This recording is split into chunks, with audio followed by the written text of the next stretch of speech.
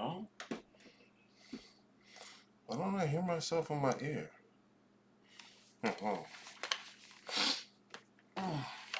Maybe that's better. A little better. Let me double check my settings real quick. Okay, there you go. There you go. Alright. Good morning. Good morning, y'all. Welcome to the show. Side Ejax, Rocky, good to see y'all this morning. Welcome to the show. Who else I got in there? Kaiju Creator, Cast Iron Conjure, welcome to the show, y'all. Glad to see you this morning. You even got Dawson in here. Look, Dawson, get up for the free show. What keep talking about? Up for the free show.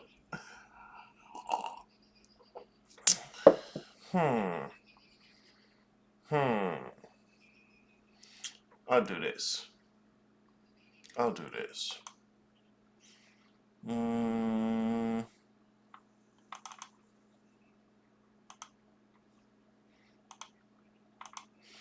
There we go. That feels better. Peek behind the curtain. Nah, sorry. Welcome to the show, guys. Welcome to the show. Yeah, Dawson. Be nice to see you, but y'all hold on. Dawson about to pull them excuses out of his pocket. Y'all make some space. Dawson about to pull them excuses out of his pocket. Welcome to the show, guys. I'm your host, Aries Bookman, and this is the Guidepost. Oh, man. Look, Rick, I'm not putting this business out there. He'll put it out there. And look, real shit, it ain't no different than most other motherfuckers' business.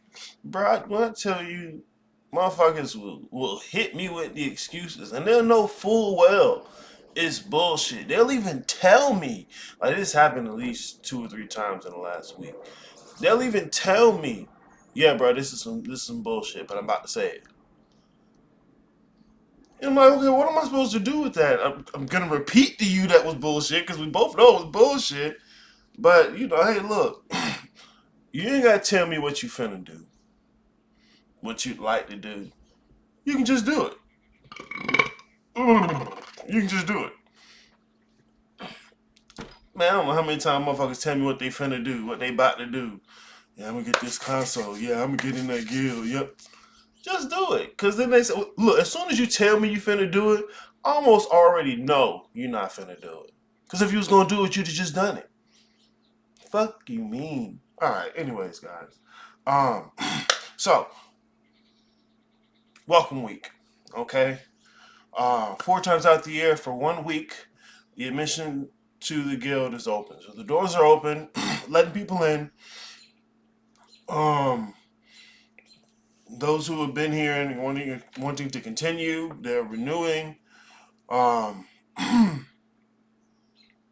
So it's 300 for your first season, and $150 for every consecutive season you stick around.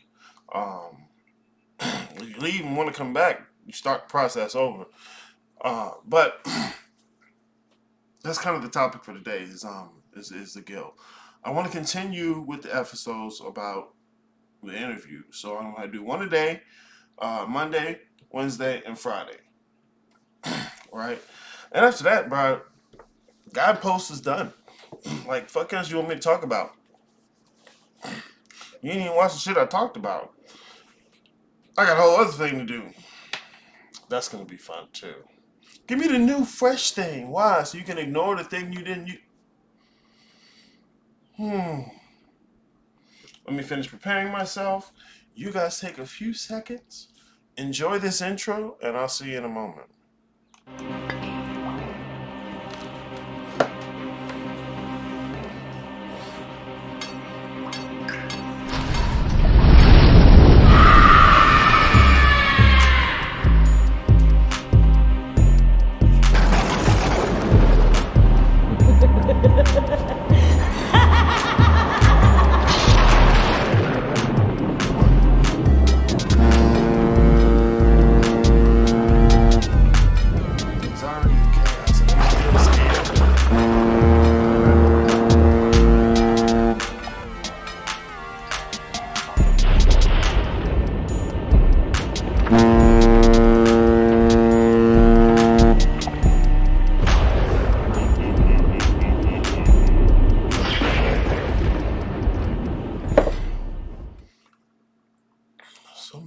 feel my shit ain't. Oh, I can do this up here, can't I? Badunk. Yeah, there we go. I like that better. There we go. There we go. All right, so last episode we went through the beginnings of the interview I did with some of the cohorts. This is always one thing for me to say what it's like being in the guild. I prefer you to listen to some people who's in it, right? Yes, the shitstorm was awesome. Niggas ain't even watched that. I swear, man, I'll make myself mad. You get the niggas what they want. They ain't really want that though. What they want is some secret other thing they ain't want to have to say. Fuck you mean, bro? Get out here. Get out here. I do it better than your favorite nigga on YouTube. Chill out. Oh, I was looking for that. Okay, so we looked at those first two parts last time. I'm gonna save one segment for each of these last three parts. We're gonna walk through the segment, get a bit of an idea of their experience of the guild. Okay. Motherfucker don't want to do nothing unless they're, what's gonna happen? How's it gonna be? Terrified, right? What's getting cosmic power? Right? If I told you you was cosmically powerful, niggas ready to eat that up all day. Like, hey, you're scared. Fuck you, Aries. You don't know what you're talking about. You're just trying to stop my rise. You want to make me feel bad? Okay. Okay. Okay. Whatever you say, Jack. Whatever you say, Jacko. Can you see my finger guns? No. Alright, I'm being a dick. I'm being a dick. Alright, let me set this up here and we're gonna do this shit right. Asked a few of the cohorts to do some interviews with me. As always, when I do an interview, I like to give people the questions I'm going to ask them ahead of time. That way, no one feels cornered by a question, even though sometimes it feels like they still do. I don't know. But, yeah. No one's required to do this, no incentive, which is part of the reason I really appreciate it. The only person who's required to do shit when it comes to the guild is me. Yes, the 3-month continuous cohort class. No one else is doing this shit, bro. Motherfuckers will give you a class is 1 or 2 days on the weekend. That's the only time you talk to them. A class that's a folder of videos. A class is them reading someone else's book. Ugh. And then you spend all the money and wonder why, once the feeling is gone, ain't shit different. Hey, I'm gonna let you know. So, let's check this out, guys. Let's check this out.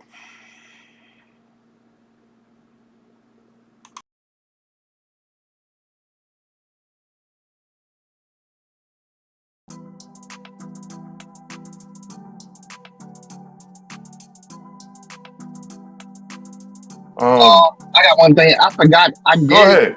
When I was with Travis, I did take your boot camp. I don't know how I forgot about that. I think it was me and Providence took the your boot camp class. Mm-hmm. So one thing I did learn, I didn't take nothing else from it because a lot of shit you were saying went way over my head. I think that's when you was like directly on the left-hand path teaching. Yeah, boot camp was left-hand path. You did definitely teach us how to research words and read a dictionary. That's what I took for that class, Yeah, because I remember when that was still back when I thought that, I'm listening to people say they want left-hand path. I'm like, okay, let's do that. But it's like, I had to realize, even the stuff I was saying there was, which I thought was basic and simplified, it needed to be simplified even more. And I was like, oh, wow. So it's like y'all over here. Oh, okay. So yeah, I had to. I've been peeping that. Redo that. Your not transformation, but like your change in teaching communication. Like what you're teaching, like from the boot camp to like now in the guild, I kind of like basically like you went from like solid, you're like, oh shit, they need some Gerber shit, right? I thought I was thinking like all I gotta do is cut up the steak a little bit. I mean that's understandable, but it's like no, like this has got to be chewed and Put in the then, blender. Here you go. Yeah. Like, I can't even hold the spoon yet. Like, this is like, crazy. I think it would make you a good teacher for making that transition over, and you was able to learn your students that everybody was coming from different frameworks. That was my issue with Travis. Like he picked his workout, but he's never. Well, I can't really say that, but everybody had everything different shit going on within the group. And it's like confusing, like you couldn't talk to cohorts because they might be in the vision system. Somebody over here in witchcraft, somebody over here in black magic, somebody over here in white magic. It was like just a whole lot of shit going on.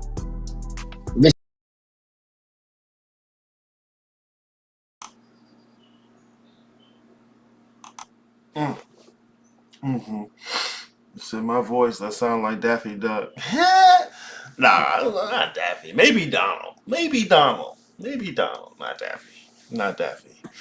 Daffy got a lot more tongue in there. Maybe Donald. Yeah, man. I did the boot camp. Boot camp for me was fun. But it was for me. It was left hand path.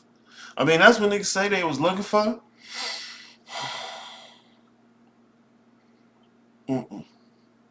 It's not even an insult. I could say it more insulting, but it's not an insult. Motherfuckers out here claiming left hand path, playing like that's what they want, or even need, and it's just wrong. It's just wrong. I almost want to say that's my fault for even listening to you niggas about what you say you want, but I'm trying to avoid sounding like I'm insulting you. Yeah, maybe I can just throw this out here real quick, because a lot of people say left-hand path, and they only really want left-hand path because they're trying to rebel against religion. You know, that's the big thing. Like, fuck these religious people. We the new chosen. We the ones who know.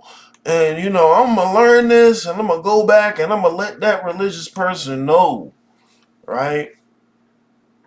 Nah, it's cap. And you think, nah, he ain't talking about me. Like, I'm the nigga that's really about it. You a lie. You a goddamn lie. Aries, you don't know me. I can smell you from here. You're typical. Stop insulting me. I'm being honest. If I wanted to insult you, I'd tell you your mama got hair on her titty and she insists on breastfeeding you even though you're 37. And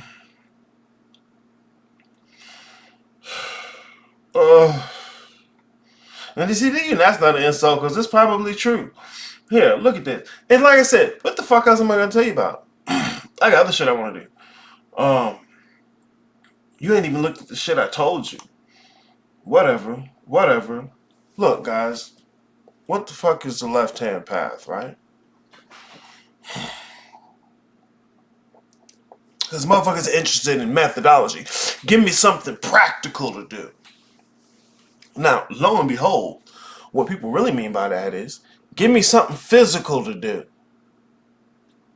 Why? Because, you know, motherfuckers is, I'm not the body, right? Ooh, yeah. Check. It's cap. It don't have to be, but it's cap. Because look, soon as they told you, right? Soon as they told you, I'm not the body, and they start explaining spirituality to you, everything in the body, melanin, oil in your back, right? Glands, supernatural glands, DNA. I seen one dude spell self like cell. And look, all that shit sound good. It's like they done took the science stuff that you kind of know and turned it into this mystical thing. I call it mystifying the mundane. But it's wrong. And it's contradicting what the fuck you just said. If you're not the body, why is everything you're explaining to me about spirituality the body?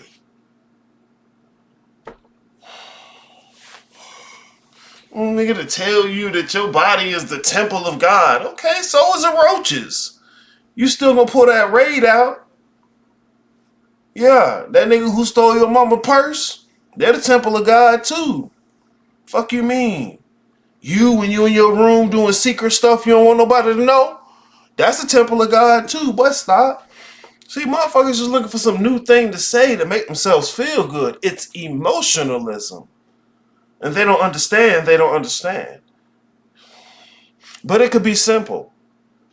I ain't got a spooky book. I give you a spooky book. But I'm not going to require you to look at the spooky book because you can't even read that. You can't understand the words. And you ain't going to look them up. Look, it's just like Side EJ said. Who else telling you to look up words? Nobody. Because they fucking you. Is it too early in the stream to say fuck? I'm serious. It's the clap of the cosmos, bro. So look, y'all want practical methodology. Because that's what the guild is all about. Okay? Telling you I had to chew this food. Because I thought what I was talking about in the boot camp was simple. Apparently not. But it's fine. It's fine. I'm good. Watch me. So you want methodology, right? You want methodology. Cool. Not a problem. But you can't take a methodology out of the old metaphysics you've been using. The metaphysics you've been using is made not to fit spirituality. You trying to frame the world in particles, DNA, which are clumps of particles, right? Cells. Let's just build onto organs, right? Glands and cranial nerves. No. 9 ether hair spin? No. No. That metaphysics is literally made not to be conducive to spirituality. You can use damn near any other metaphysics. But here's the thing. Using another metaphysics isn't just picking up new words. Those words have to be pointing to something for them to be effective. And there's a whole body of understanding about words and language. And it's not secret or hidden. I can say ontology for years. And with the click of a button, you can look it up. But won't. Underneath methodology, right away, you're going to find a cosmological narrative. Okay? Look. Christians, right? The bread and the wine at the Last Supper, right? Look, they do the bread and the wine at communion. Right underneath that methodology is the cosmic narrative, cosmological narrative, okay? Where you got Christ at the Last Supper, breaking that bread, drinking that wine. This is my body, this is my blood. This is my body, this is my blood. Sorry. Right underneath that, you have the narrative. And for most people, they think that learning the narrative means you understand the system. Motherfuckers will tell you all day about the fucking story about the archons and Sophia. Just learning the story ain't it. Because the story is composed of pieces. And if you don't understand those pieces, the story don't make no sense. It may feel good, but feeling good ain't the same as making sense. So in order to convey to you on a methodology, there has to be the cosmology underneath. And that cosmology is made of an ontology and epistemology. Furthermore, you're going to build this from the ground up and you don't want to use the old systems, you need all three of those levels of support. And you can't just have the levels of support. You have to know how they work. Imagine somebody put the supports up under a pier and didn't know how supports work. That shit fucked up, right? That shit fucked up. But you can't tell because the crowd on the beach, check, fire, fat. That looks so good. I'm going to build me one. This motherfucker never looked up how supports work. And now out there teaching, giving you tips on how to build a pier. The details make all the difference. It's part of the reason you can't pick up Sanskrit words and think you getting it. You don't speak that language. All you have is a single translation of those words. You don't know the cultural and socio-political atmosphere in which those words work. Look, I can say the word woke. It don't mean what it meant when Childish Gambino came out with the little, this is America, did the bend, right? This is America. No, it was before that. It was Redbone, right? So stay woke. Niggas playing. Right? What it meant then is different from what it means now. Go 1,000 years into the future, and they look back, and all they got is the translation of the word woke. They gonna nail it? No. No. Of course not. But that's what y'all doing out here with these Sanskrit words. Da'ath. Ooh, that sounds good. Ooh, right? I know it sounds spooky. But you don't understand it. And you don't understand because you ain't checking. You ain't checking. Come on now. Anyways, you need the underlying supports. They're what make the structure stable. They're what make the methodology make sense.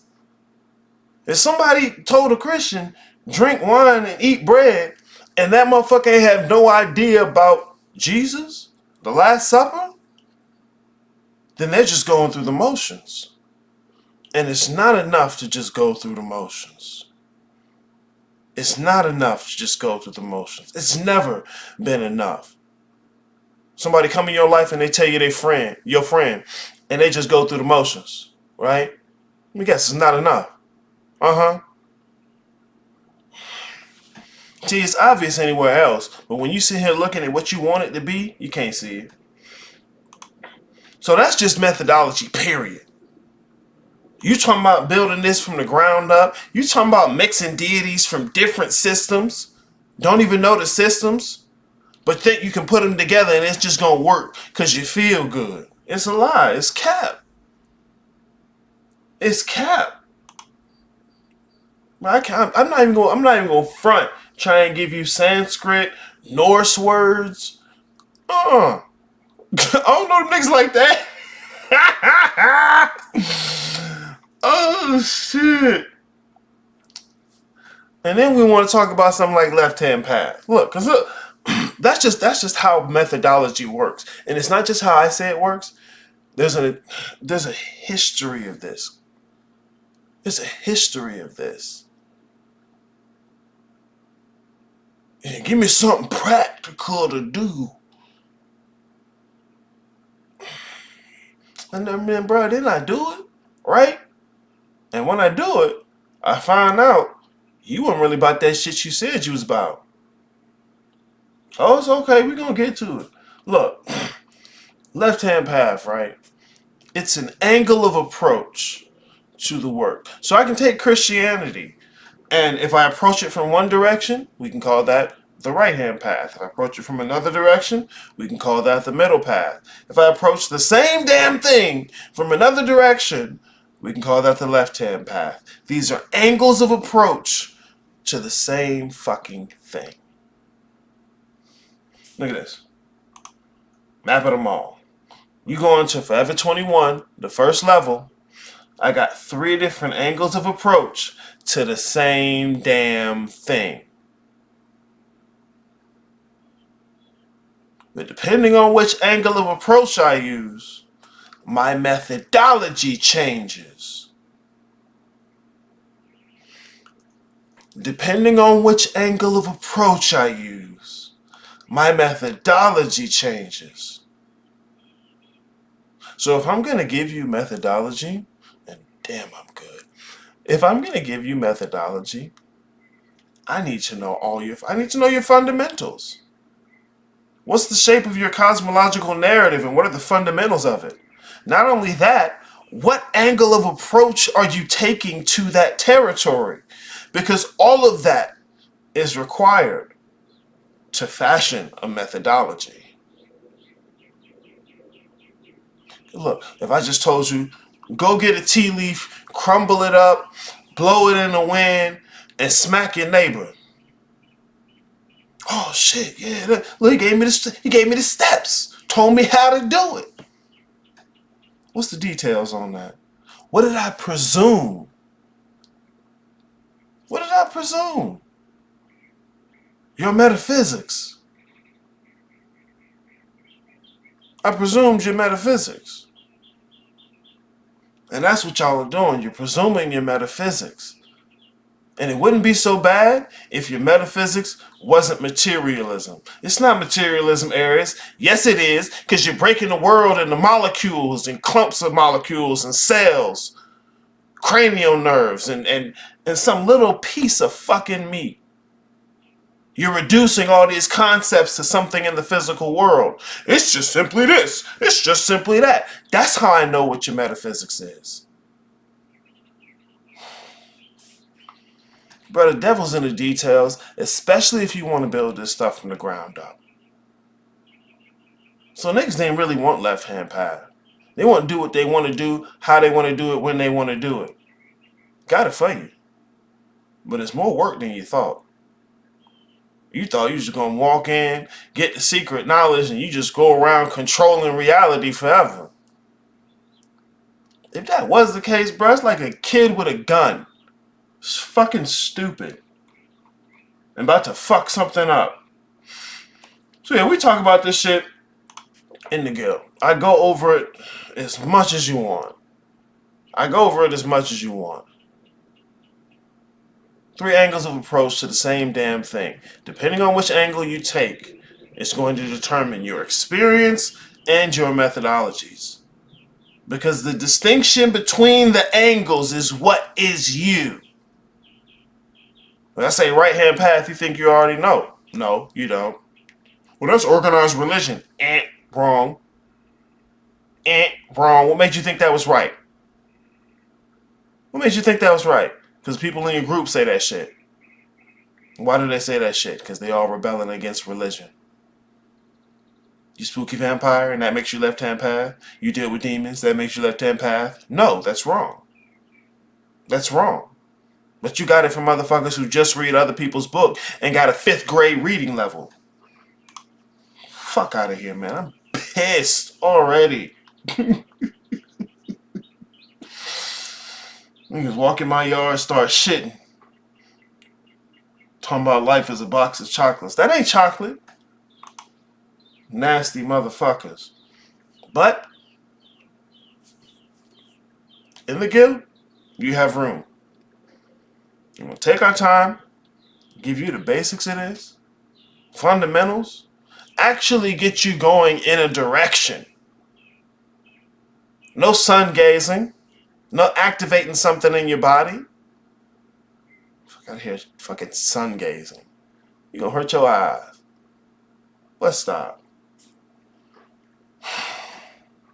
No ancient language. And look, real shit.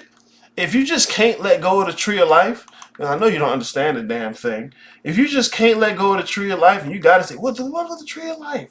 I know the words. Bina, Chokma. Oh, look at you, Hercules, right? I can talk to you about those. Look, the model I'm using can correspond to all that stuff. But The tree of life ain't got nothing to do with your day-to-day life. It ain't got nothing to do with your practical methodology. Because, see, them things come with a metaphysics. And if you don't adopt the metaphysics, you don't understand it. You ever see them? The there's this video with a white dance instructor, right? And she's like, I'm gonna show you guys hip hop. And she all stiff and wrong, and it's like, but she ain't part of the right? She ain't in it. You see the Olympic bitch, right? Breakdancing. It was awful. Cause she's looking, thinking she going through the motions, and she not. Come. See, it's obvious anywhere else. But when you're looking through the lens of what you want it to be, where motherfuckers done hyped you up, it's wrong. Somebody hyped her ass up when she did that nasty breakdance. She did that shit back in Australia, and niggas was like, ooh, check, fire, facts. And then got on stage and embarrassed herself. Ridiculous. That was awful. I don't even breakdance. I can do better than that. Ridiculous. Y'all are embarrassing yourself. I love this subject. You're embarrassing yourself. Somebody should have told you a long fucking time ago.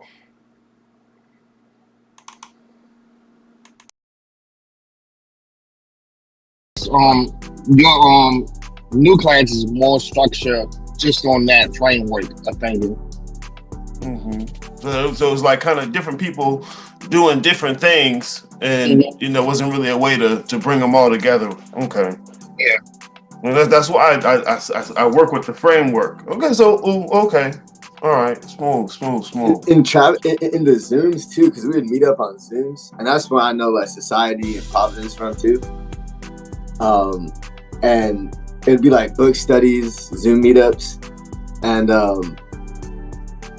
like, so I remember that you had said like, oh, like you could basically just say you didn't say this, but like kind of in my own words, like you could say like a salient group of words, and basically that they provide a feeling for the other person, and that feeling is what the people are responding to. So it kind of like you could say a bunch of bullshit, but that makes them feel a certain way.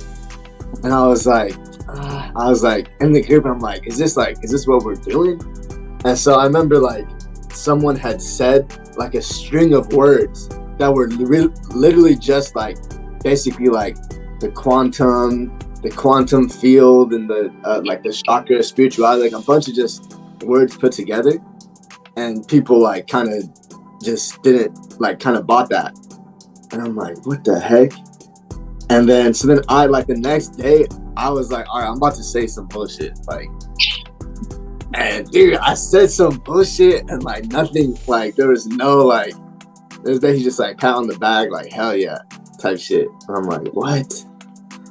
And after that, it kind of just like, it like took the heart. It's like rip that shit out. I'm like, damn, like this is what I'm really doing. It's like I'm doing it. It's like I caught myself red-handed.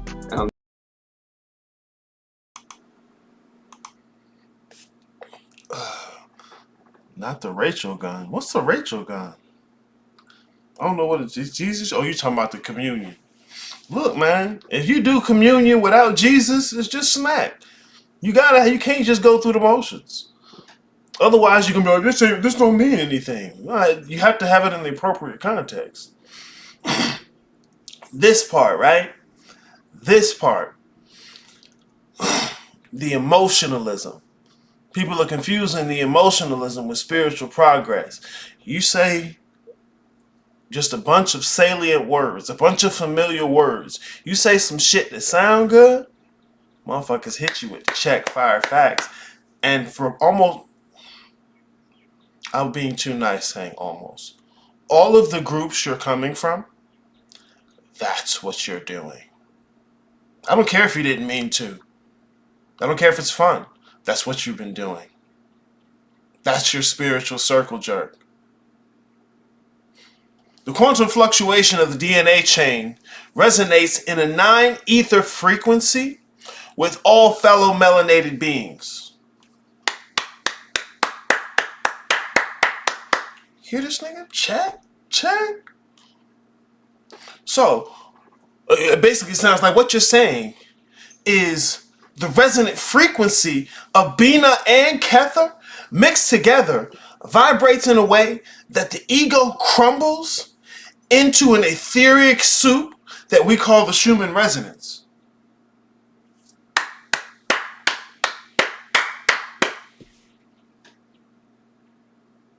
That's what the fuck y'all been doing. It's the spiritual circle jerk. Try it. I'm telling you. Go in there and say anything. Say something you know from the place you're at is just ridiculous. And you're going to get the check firing facts. Because it's not learning. No one in there is learning. You could be, maybe. It's probably not your teacher's fault, because you're there for the feeling.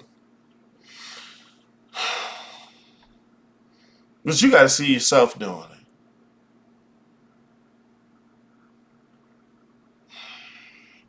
You communicate with your cells in the language of symbols, and then they open up the subconscious mind to speak at a frequency that vibrates at 432 degrees.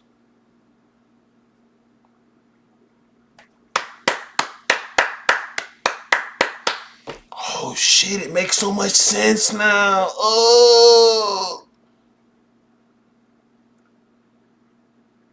It's cap. It's cap. And not just because I'm saying it. I'm the only motherfucking decent enough to say it to you. Bro, we gotta watch it. We gotta watch it. Because it ain't just me that said this. I told y'all. I showed niggas, bro. Niggas don't want to see it, though. They want to feel good. I get it. I get it. I get it. Here, look. Look.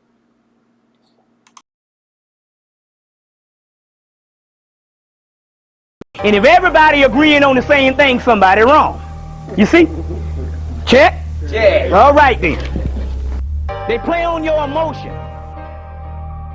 Saying nothing well and playing on your emotion. Tell a person what they want to hear and say nothing well. You can say nothing if you can say it well.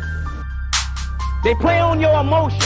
And that's the problem with our people. They have been teaching you what you wanted to hear and not what you really needed to hear, because they didn't know what you really needed to hear. That's called the art of public speaking. They play on your emotion. So that's getting your emotion up to a certain level, and you thinking that's spiritual. That's emotionalism. They play on your emotion. And they'll come up and they will come into some stuff and they would be talking all this good stuff, and people, yeah. But everybody's ignorant. You see what I'm saying? They play on your emotion. And if everybody agreeing on the same thing, somebody wrong. You see? Check? Yeah. All right then.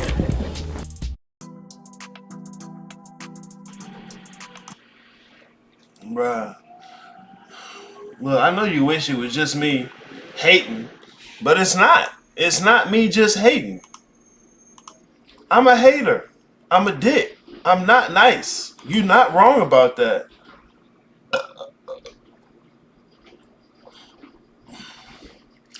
Let me make sure I get to this place. Oh shit, let me move this over. Yeah, bruh, look. I'm not trying to spoil your fun.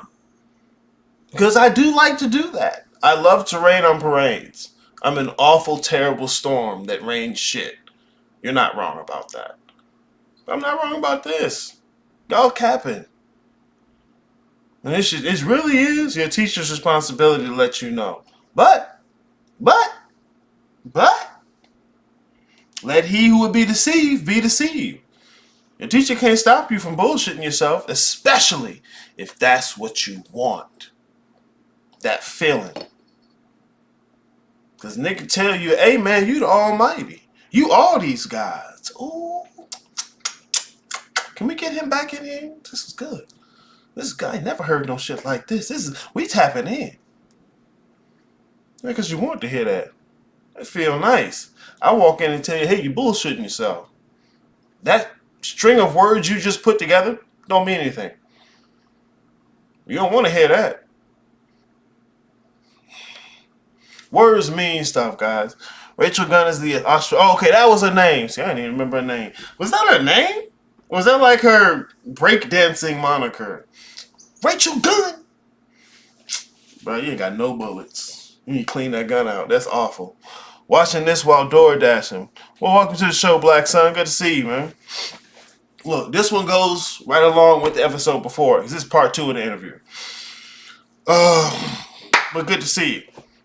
I can't tell if you're familiar or not, but either way, welcome to the show. So yeah, guys. Look, I get why people doing it, but you gotta see that you're doing it. And everybody in your group doing it. It's bullshit. You're not tapping in. You're not learning. And you could be. You could be. Okay, her breakdancing moniker. Yeah, she should have left that down under, bruh. That shit is not okay. That shit is but sometimes you gotta get embarrassed. You know, you gotta get embarrassed before you start to check whether or not you trash. Look, I'm so sorry, bro. Motherfuckers don't check whether or not they trash. And you'll have a nigga doing this shit. Here, let me show you. Where that reel at? Cause I want to put this on there. I seen somebody sent me this shit, and then I seen it on my feed too. I'm like, oh yeah, this got to go on the show. This got to go on the show. Where that good shit at? Where that good shit at? Cause look, these motherfuckers are archetype, bro. Like this shit, it's like clockwork. And you think I'm just being mean? Nah, player. Hold on here. Here, check it out. Look at your boy. They got extra forehead, right?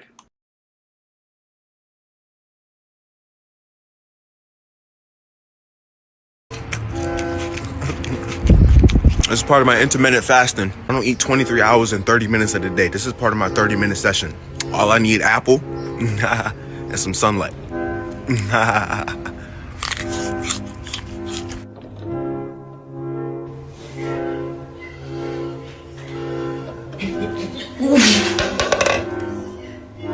Ashe.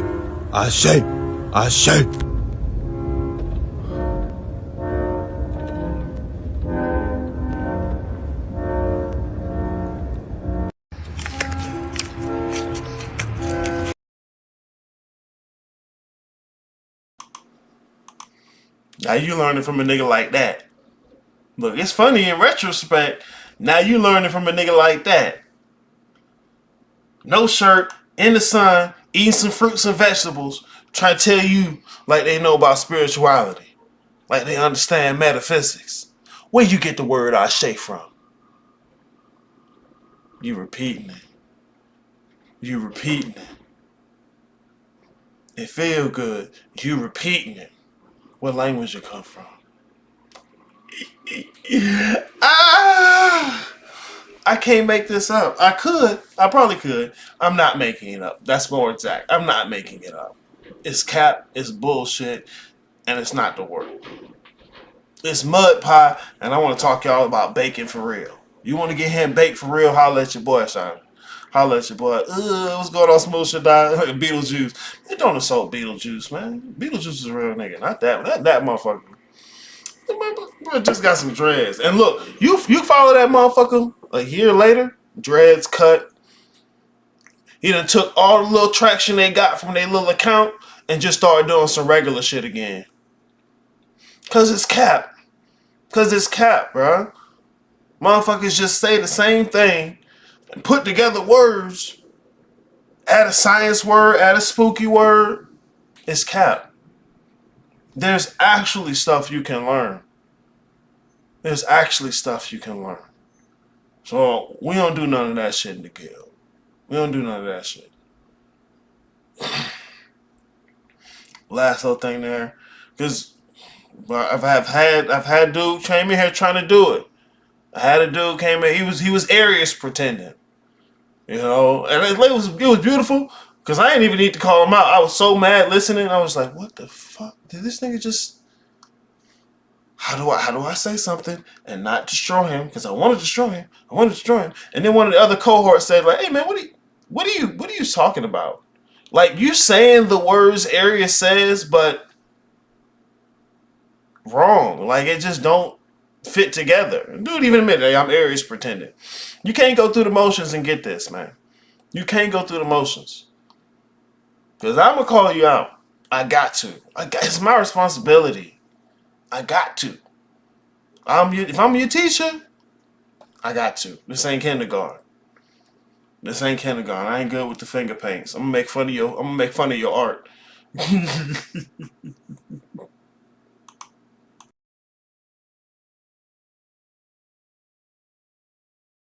Provide a feeling for the other person, and that feeling is what the people are responding to. So it kind of like you could say a bunch of bullshit, but that makes them feel a certain way. And I was like in the group, I'm like, is this what we're doing? And so I remember like someone had said like a string of words that were literally just like basically like the quantum field and the like the chakra spirituality, like a bunch of just words put together, and people like kind of just didn't like kind of bought that. And I'm like, what the heck? And then I like the next day I was like, all right, I'm about to say some bullshit, like, and dude, I said some bullshit and like nothing, like there was no like, there's basically just like pat on the back, like hell yeah type shit. And I'm like, what? And after that, it kind of just like, it like took the heart. It's like, just like rip that shit out. I'm like, damn, like this is what I'm really doing. It's like I'm doing it. It's like I caught myself red-handed, and I'm just like the disappointment, you know. Like, and then, yeah, it was basically just a lot of like wish fulfillment and like reassurance of just like feelings going around. Basically the spiritual circle jerk, you know. Yeah. It's just, you know, you say whatever words that sound catchy and like, oh yeah, great job, me next, you know. And Yeah. you know, it's everybody's just agreeing with everything. It's, you know, it's almost like you're not talking about anything. It's hard to see that's going on, especially when you know, like you said, you kind of have blood on your hands and you don't want to look at that too. So it's like layers of disagreeing to it. It's not to say people are bad people. It's almost natural to do it, but if you don't know, you know, you'll confuse it with actual learning. Yeah. And like I basically remember it was like the physical reductionism to the other extreme. It's like we're supposed to like literally become these planet. Like I'm about to become the physical planet of Jupiter in my ascension, in my cosmic ascension. Kind of like in that one X-Men movie. I don't know if you watched it, but like one of the Dark Phoenix one. Like she kind of becomes a star, like a stellar constellation at the end of it, and there was that going around, like that type of ascension. Not so basically ascending from Homo sapien to like a star or a planet or something. Yeah. So it's like the next step in the human evolution is to become a planet.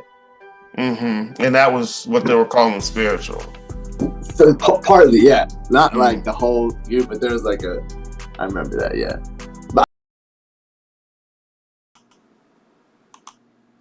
It's bullshit, guys. Like, look, say you're a materialist without saying you're a materialist. Yeah. What the ascension process is, what they was really talking about is you become a star. No. You didn't leave the physical world. You didn't. People don't understand what spiritual means. Metaphysical. They don't understand the words. They have a nice feeling about them. But they don't understand. And you could understand. That's the big problem. Black Sun said, if I join the guild, will I become the Sith I know I can become?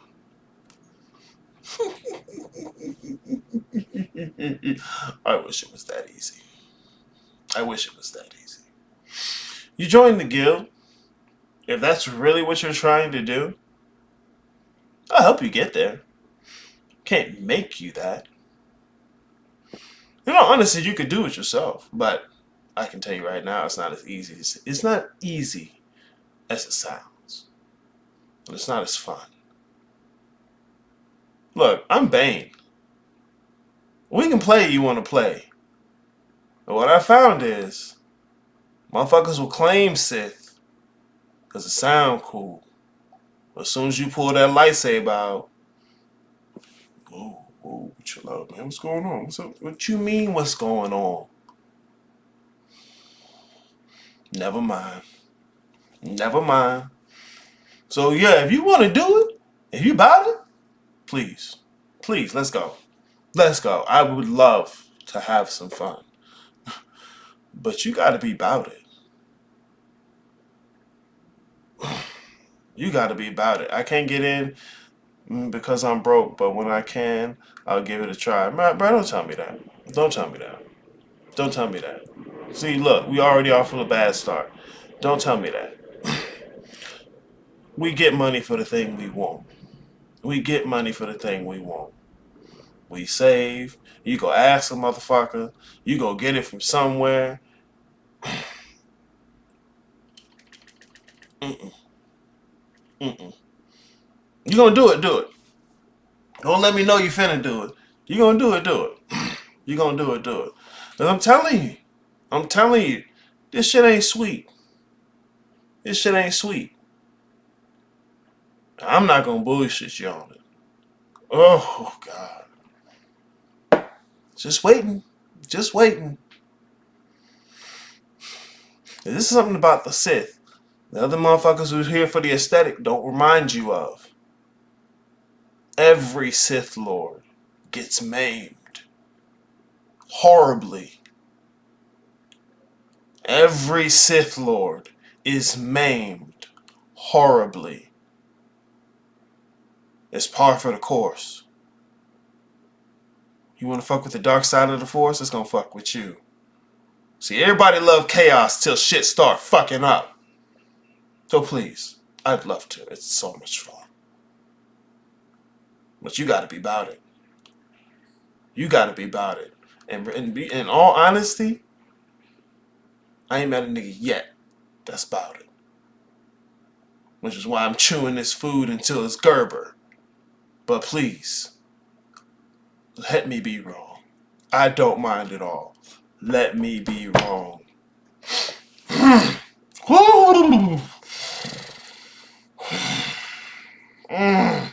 They had a good fight in so long. Shad, good to see you. Hey man, I'm on Unk status, right? What's going on? I don't know if I seen you, but welcome to the show. Smooth Shaddai, good to see you here, man. Welcome to the show. Ryan Morrow, double 7. Welcome. Present. Good to see you guys. Welcome to the show. Yeah, you got a point, and that's the plan. Hey man, you put that plan into action. I'll let your boy. Look, you know where to find me. I'm not difficult to find. I'm gonna be here whenever it is you ready. All things in their time. But I'd love for you to actually be about what you're talking about. I done seen enough motherfuckers talking Sith, and then when the lightsaber come out, they go back to human. Even worse, they go to scared human.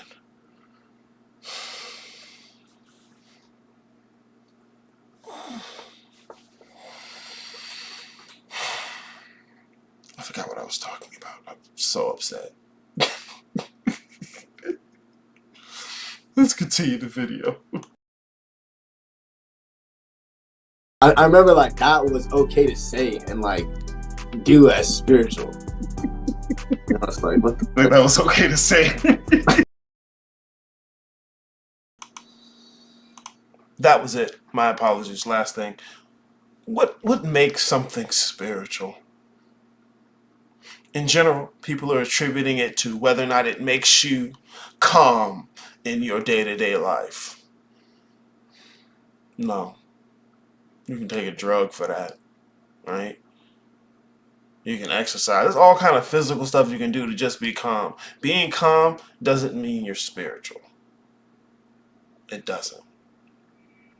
Well, even Jesus, he's in the temple, tossing the tables and slapping people. What the fuck y'all in here doing? God raining down fire and brimstone. Look, spirituality ain't about being calm or feeling good.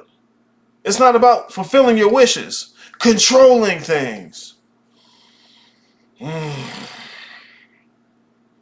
For something to be spiritual, it has continuity with reality beyond the physical world.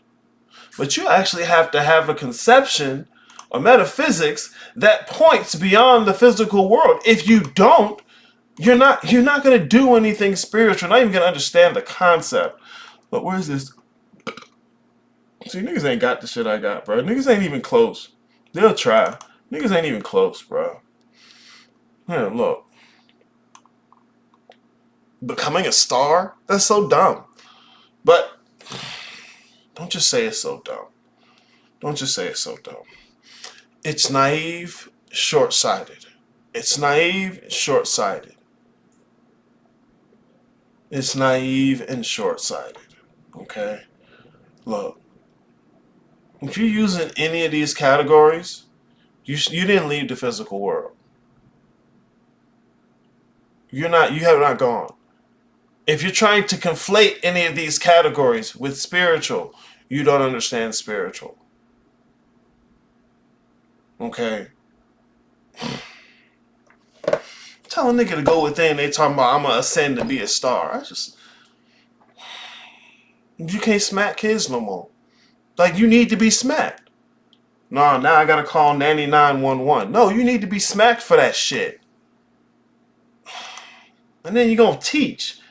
Give out tips. A lot of people got capped. And they'll sell you bullshit because you'll buy it. This work ain't about unlocking anything in your physical body. It's not about upgrading your physical body. It's not about controlling the physical world. This world is already what it's supposed to be. The issue is you. The issue is you. I say, what is you? It's not a trick question, I promise you. I got better trick questions.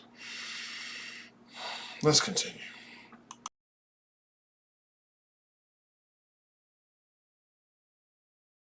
No, I love that. All right. I'm experiencing the same thing in my group. So the leader of my group, she would say things like, you know what, Aaliyah, you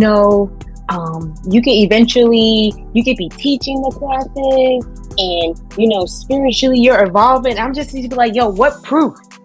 What proof do you have? Because I have because I have a stable physical life. Is that what it is? Because I'm not going through like chaos and craziness in my physical life. So like spiritually, I must be ascending. Like there was no proof to anything. That's why I was like, I got to get out of here. Like this is some bullshit. And it's funny because around the time when she was saying that stuff, that's when you started having your Monday morning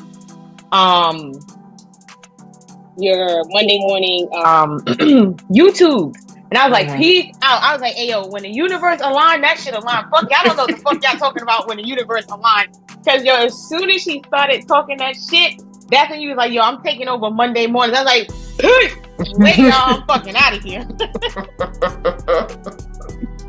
The door opens up when you're ready for it. So I randomly found you on Instagram. And you should talk with your lips like behind the sun or some shit. Like you had some type of funny video going on. And you was talking mad shit. And then I was that was my head on a lemon. Yeah, well, yeah. And then I stopped watching for a minute. Yeah. But your name used to get brought up a lot on Travis' side too. And that's like, well, let me see what he's talking about. So I don't know how that introduced you. Like he was like, check out this guy. And it was just like, It was. I think it was around the time when you were like Rogue Titan was talking about you too. Mm-hmm. I think it was like 2020, like basically 2020, 2021. Mm-hmm. There, yeah. Rogue Titan was talking about me for different reasons. Yeah.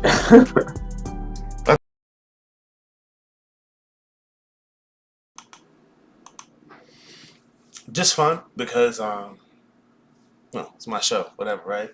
I remember the first time I met Society Ejects. It was so much fun because I went to the Master Student Conference because me and my wife, with a Coke corner store, we were vending there. I saw Trav was like, we need vendors. I'm like, hey, bro, check that. Oh, man, sure. Man. So yeah, we went there to vend, and but it was funny, bro. I was outside smoking, right, and it was me, Side Ejax, and two other dudes there, right? Like, bro, this story is hilarious every time. I love this shit. I be fucking with people, man. And so look, Society is over there. I'm standing over there next to the door, and there's two dudes, right? And one of them, he talking that good shit, right? Like, yeah, I don't know if you say that word right to a woman, because I know it's higher than that type shit, right? And he's just going on. I'm like, in my head, I'm like, is he talking about saying bitch? He don't say the word bitch. And so I kept listening. And that's clearly what it was, right? But he was saying it without saying the word bitch, right? Because it's obviously that was the sole point. I'm like, I'm going to get him. I'm going to fuck with him. This is hilarious. So I made sure I had a nice confused face, right? Waited for his pause. Do you mean bitch? This man's face, bro.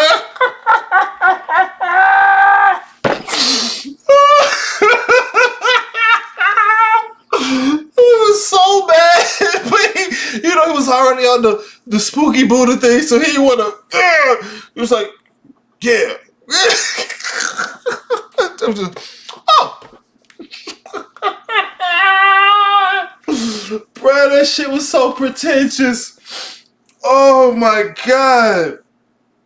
Oh, I love that moment, bro. I love fucking with people. I'm a dick, though. I'm a dick. But I put as much of that on the shelf as I can when I do the guild. As I can. I can't get all of it. But I put as much of it as I can on the guild away when I'm in the guild. Because I'm working. I'm working. But man, that was funny. That was the first time. That's when I met Society Ejects in person. Oh man, that was fun. They should have had me on stage. I'd have mopped the floor. Niggas wouldn't have known they was on the floor and they was dirt until I started mopping. Shh. Oh shit, I'm trash? I'm trash? Yeah, nigga. Yeah. So you clean that shit up. It's alright though. All things in their time. Let's continue. I'm a piece of shit.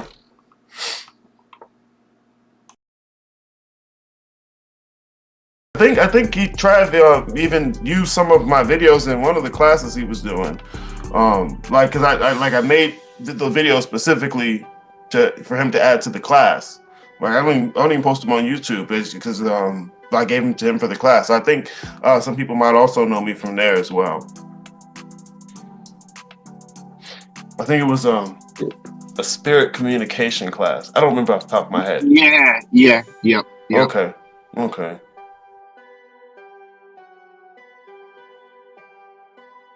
What did you expect from this class, and was this class what you expected? So yeah, what were you expecting from the class when you first came around, and how did it match up to your expectations? Yeah,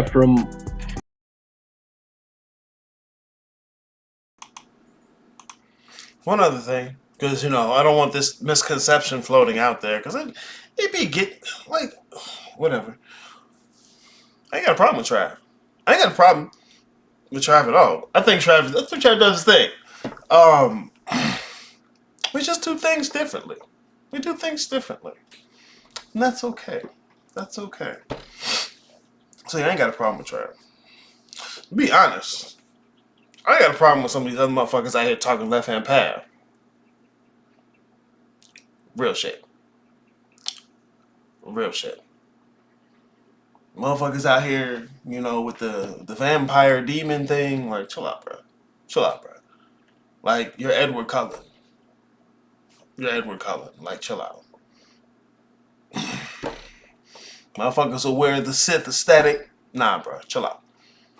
Chill out. Nice Instagram name. Chill out.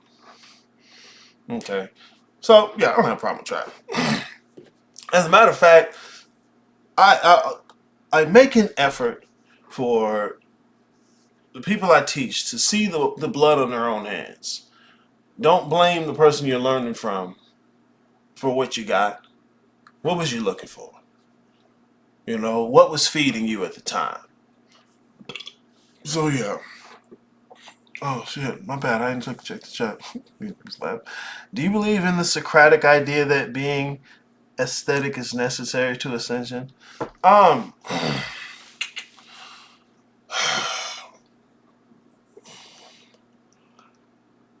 wouldn't say necessary in the way that a specific aesthetic is the key, like our single aesthetic. I think the aesthetic has to be contextual. But see, for most people, they only go aesthetic deep. And first of all, that's wrong. They don't even understand the aesthetic. They just have a new look. But the aesthetic, this is like what I mean when I talk about the context of a framework. Okay? Like, let's say Egyptian pantheon, right? The aesthetic has to be conducive to their day-to-day life. These niggas had crocodiles up the street.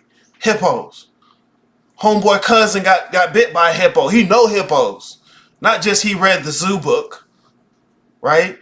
That's motherfuckers over here in the West trying to play like they can do Egyptian stuff. You just read the zoo book on hippo. Like, you don't know hippo. So that aesthetic doesn't fit you.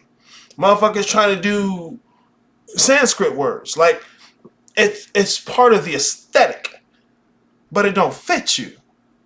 If you'd have told somebody in the Egyptian pantheon about a walrus, these motherfuckers like, what? What? Nah, tell that nigga about a hippo. But you go to the motherfucker in the Arctic, don't tell him about a hippo. Tell him about a walrus.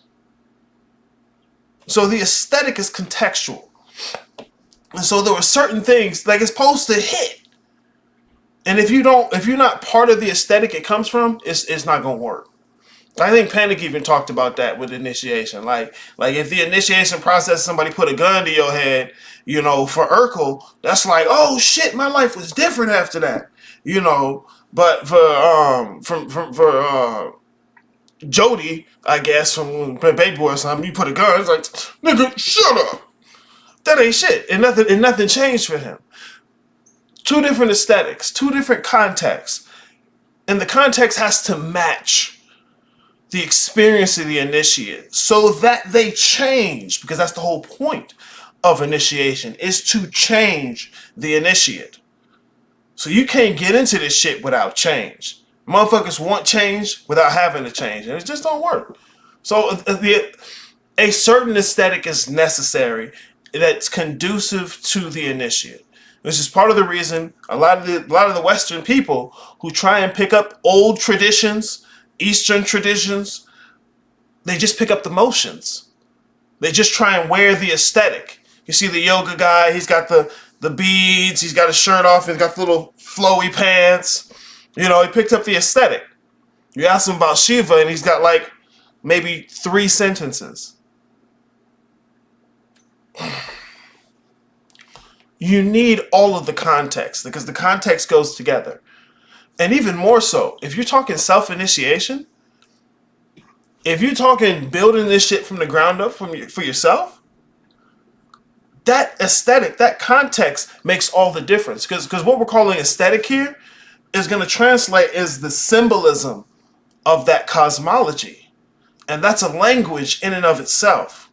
Like, there are certain things, there are certain discussions, conversations I cannot have with you without that language. Like, I'll do it with people in the guild. Like, I make a concerted effort to remember as much of their symbolism as I can, so I can have specific conversations with them. And not just with the whole group, like it'll be that person. Because the symbolism for that person is different from that person. That's the current state. I can't just pick up the Yoruba symbolism, you know, because niggas don't live that life. But no one's telling folks that. They just mix and match whatever feels good, and they just go chasing the feelings. Panic said Cthulhu. I'm gonna do some Cthulhu. Nigga, that nigga's lunch food. That's lunch meat. Nigga, fuck that. The niggas won't even read the Necronomicon and be talking Cthulhu. Ein Sulfur. Where you get the words from? Where the rest of the language that shit come from? Nah, bro. You can't just say the waters of noon and you good. Nah. Chill out. Like, most of y'all motherfuckers is better off playing demons. And demons ain't even outside of Christianity. Niggas is still a Christian playing with demons. It's the same cosmology. I'm so done, bro. Damn look like he has a gun review channel. Yo, that would be some nice shit. Gun review channel. Hey man, I don't know if it shoot guns. Might be a good thing. Wait, so I'm ready to see your channel.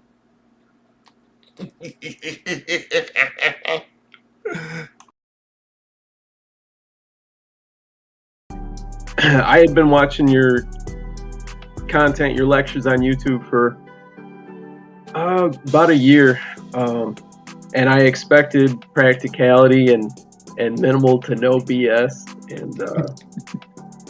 and being checked. I didn't expect, you know, how kind of diluted I came in, expecting like, you know, a secret and divine intervention a little bit, and it's like an up and down of being pleasantly surprised that, you know, you gotta take agency and be your own intervention, and that naturally goes with being the bigger thing that we're saying we are. The way you drill fundamentals, you know, there's always a space to go back to that. And, you know, maybe someday you live them to the point where it doesn't need the hammer and home, but I'm certainly not there. And so it just serves to help keep moving and working. So what's your expectations? Like when you say like divine intervention, like what would that have looked like for you before you got into the game? Like what would you have been thinking of when you said that? Something else out there that wasn't me swooping in, you know, and elucidating, you know, the reality and, you know, the typical stuff.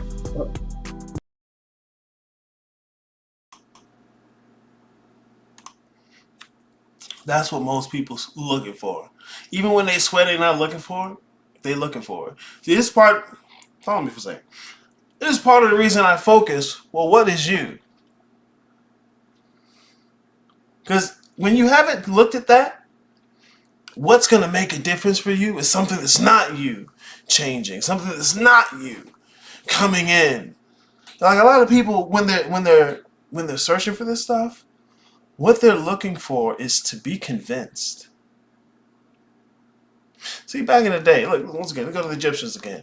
A motherfucker who grew up in that culture, you didn't have to convince them that Ampu, Anubis, existed. And so we were already a few steps ahead in the initiation. Now, we got even more work to do. Because the only thing motherfuckers is convinced that exists is atoms and cells. Right? That's the only thing you convinced exists. Same way you convinced atoms and cells exist today, they was convinced Osiris and Anubis exist. And motherfuckers don't get it because they're too busy reducing Osiris and Anubis to something in the physical world. That's simply the pineal gland subconscious mind vibration. And when you realize it's a formula, no, shut up. Please. It's awful. You're wrong. I remember you talking about pantheon creation. You said that it was possible to use characters like Goku, etc., as the new gods. They are the new gods. Look, Once again, Egypt, right? You go back. So call it Kemet. Okay, babe. Okay, I'm gonna call it Kemet. You go back to Kemet, right? Thousands of years ago. What were to keep it simple, what were the stories that existed that framed their understanding of the world? Came straight from the pantheons. Smooth, cool, wonderful. All right. Today, what are the stories that everybody you know? Seen Pinocchio? Seen The Little Mermaid? Seen Goku? How about Pokemon? Those are the images for the new gods. And see, it don't make no difference if you don't know what a god is. And this is part of what we was talking about, right? When people think of a god, they think of some thing out there. And before you go, it's all within. I know that, Aries. Shh. Slow down. Gods are aspects or elements of a framework. So they're just equations. I didn't say that. Because even you is an element of a framework. They're components. They're epistemological components. Remember, I showed you guys.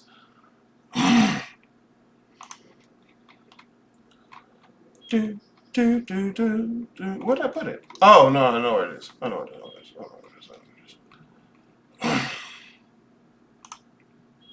Underneath that cosmological narrative, because remember, you got the practical methods. Underneath that is the cosmological narrative, right?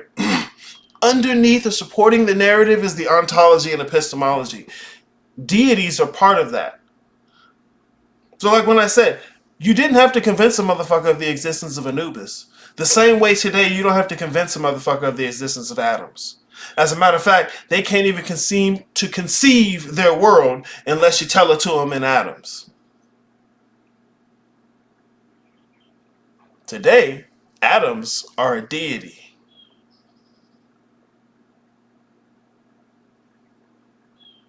So yeah, this is part of the new pantheons. See, that old shit is over. That old shit is dead. You can't just pick it up and use it now. You can try. You can try. Do what you want to. That shit's dead. That shit's dead. That shit's over. The age of the warring gods is over. There are still war gods, but entire systems don't war with each other anymore. There's no insular systems anymore. Like the way those systems were made were for particular people in a particular place and time. Like you go back to when they was just starting up the Hindu pantheon or whatever, right? That wasn't made for somebody who might go and learn the Shinto pantheon. It wasn't made from somebody who might also go and learn the Norse pantheon. So you can't pick that shit up today because you a motherfucker it wasn't made for. So in order to make this shit from the ground up, you got to really look at what you is and how it's shaped. The structure of it. It's got to fit so that shit hits. The details make all the difference. So yeah, you could do it, bro. And look, one of the good things about the new gods, they're the old gods. They're the old gods. But if you couldn't recognize the old gods, you won't see them in the new gods. That's one of the reasons I would say read some of the old books and look at those stories. Is if you don't recognize them back then, you ain't gonna recognize them today. You ain't gonna recognize them today. That's how I look at Ryomen Sukuna at this point. Hey, bro, look, Sukuna ain't no joke, bro. Sukuna ain't no joke. Sukuna ain't no joke, bro. Hey, that's all I got to say. Sukuna ain't no joke. The show American Gods is a good example of what you're talking about. Yes, Society Ejects. Yes, actually, American Gods is a very good example. Very good example. I hate Shadow Moon. I think he's an awful character. I hate him as a person. I actually prefer his character in the book, but it's really not that much better, to be honest. So it's like deities in their raw form would be cookie dough, in the context of which we conceive that God would be the cookie dough cutter, right? Mm.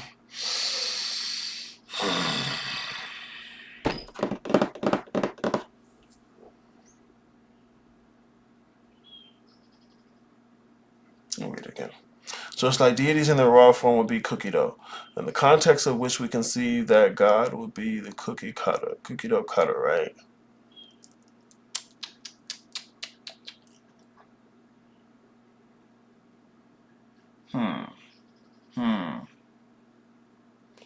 The context in which you understand them is going to be like a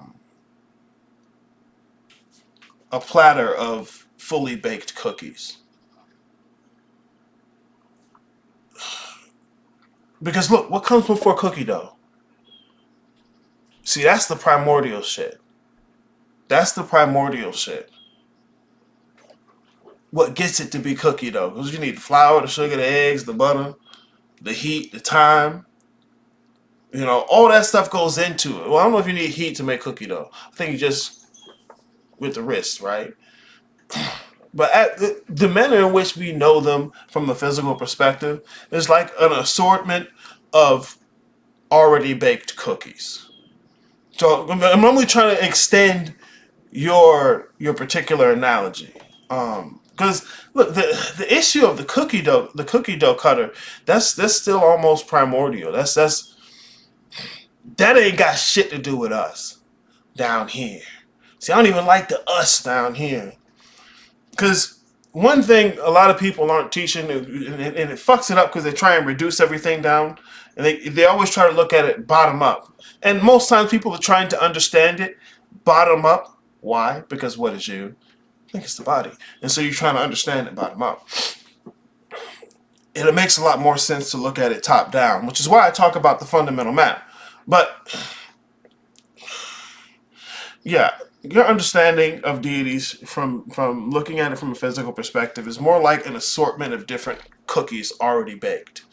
Like, the cookie dough seems far off, and okay, maybe it kind of is, but it's only part of the story. Like, you got to see that whole stretch to really, for that analogy to fill out. Shit, with how big that 2012 Avengers was, you can't tell me they weren't deities. Yeah. Iron Man? Who that sound like? Come on, guys. You didn't tell me about the Orishas. Trying to switch over to the Orishas. Who's Iron Man? Chill out, bro. That's kind of how it is for me with the orbs taking shape for me to understand. The orbs? Okay. See, look, I know what he's talking about. But it's personal. It's language and symbolism that only he's going to know because he's in the guild. It's not because he got it from the guild. He got it from him. Shit. But it doesn't apply to everyone. See, that's what I'm saying. When you're doing this shit from the ground up, all the symbolism in the pantheon that you're nested in is a language. And there's certain directions I can't give you without that language. Back in the day, everybody had the same metaphysics. 5,000 years ago in Egypt, everybody had the same conceptions, the same metaphysics. And so you could go all the way down the line. You could explain the whole process to them using that metaphysics. Now, motherfuckers don't have the same metaphysics. As a matter of fact, they don't know what metaphysics is. They got all kind of pieces from everywhere, trying to put it together, tell motherfuckers, hey, I got it. This is it. I'm doing it. I'm ready to teach. Shut up. No, it's wrong. You can't just pull. Look, you can. You can pull pieces from all over the place, but they're not going to fit the way they fit where they came from. Ogun exists in that pantheon. Anubis exists in that pantheon. Ganesha exists in that pantheon. If you took all of them out of there, they're not going to work the same way they worked. Most certainly. I take a stomach out of a cow, a brain out of a dolphin, the liver out of a squirrel. Those exist in the context which they're developed. And if you take them out of their context, you can't expect them to work the way they did. This is why you need to know the context where these things come from. And when you know the context and you know the stories of these old gods, it's easy to recognize them today. Not only that, it's easy to get an understanding of how gods or deities develop, change. I said this before. They don't go from beginning to end. They go from the middle and expand. But you'd be surprised. You do that too, but well, what is you? Whatever. Fuck me. Let me continue. Sorry, guys. I'm sorry. I apologize. I'm having fun.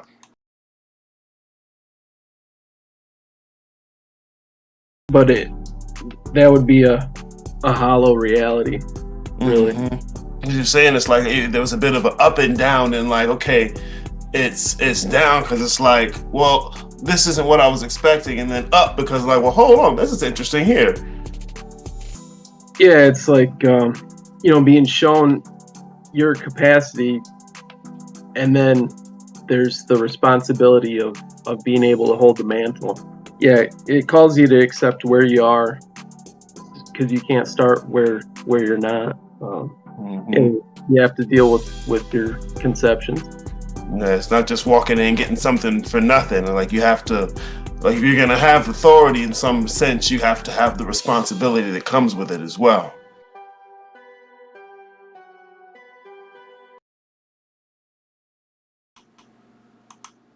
That responsibility is a big one. Because motherfuckers want authority, but they don't want the responsibility that comes with it. You want your spiritual authority, you want to control. It's your tyrants, but you don't want the responsibility. No, the responsibility is necessary. Consequences. Necessary. So necessary. So, like I said, the context makes all the difference. You got to have the whole gambit. And you can't just get half of it. You can't just get a piece of it. Or just the piece you want. Whatever piece is convenient. Hell yeah, Shadow Moon should have took it. Look, Shadow Moon should have done a lot of stuff. Shadow Moon is awful. Like, bro, motherfuckers be coming in here trying to learn this shit with some Shadow Moon shit. Scared. Don't want to jump in. Acting like they don't see what they see. Bro, chill out. This nigga fucking that dead bitch. Ooh. And won't let it go. That shit is dead. Let that go. Oh, no. Don't see how that dead motherfucker just feeding off of you. This is awful. Shadow Moon is terrible. But niggas come in here with that Shadow Moon on their chest. I'm so serious. Okay, when doing things like pantheon creation and self-initiation, there should be aesthetic changes to differentiate that aspect of myself from the societal version of myself. There's already that. You already do that naturally. That ain't the point. Physical, non-physical, primordial. That's what you need. See, because what you just said doesn't go beyond the physical, and that's what makes it spiritual. Your metaphysics, first of all, has to be conducive. It has to have space beyond the physical. Second, your metaphysics can't be dual. Physical and non-physical, and you think that's it. There has to be at least a third aspect. Otherwise, the two aspects don't reconcile. That goes back to Descartes. I think, therefore I am. Cogito ergo sum. This is basic metaphysics. If you have a dual system, your metaphysics isn't going to reconcile itself. You need at least threefold. Look. Where is it? It's up here. And once again, I go through this stuff. Like, not only in the guild, got it for free on all these fucking videos. 7-fold chakras. 12-fold zodiac. 10-fold tree of life. 11-fold clip-off. 4-fold or 5-fold the elements. See, these are fundamental maps of a metaphysics. It's not going to work if there's two. But that's what materialism is. Objective and subjective. And then you just put half of the map as, this is real and this is not real. And then some people just do it stupid and they say, well, that's wrong. It's really this side that's real and this side that's not real. That's wrong again. But it's because they have a dual system. And a dual system isn't going to reconcile itself. So if you're just doing physical and non-physical, you're not going to get very far. And look, the aesthetic is pointing to something. So unless it can't just change the aesthetic. That's like just changing the words. You're gonna have to change the aesthetic. You're gonna have to change the words, but they need to be pointing to something.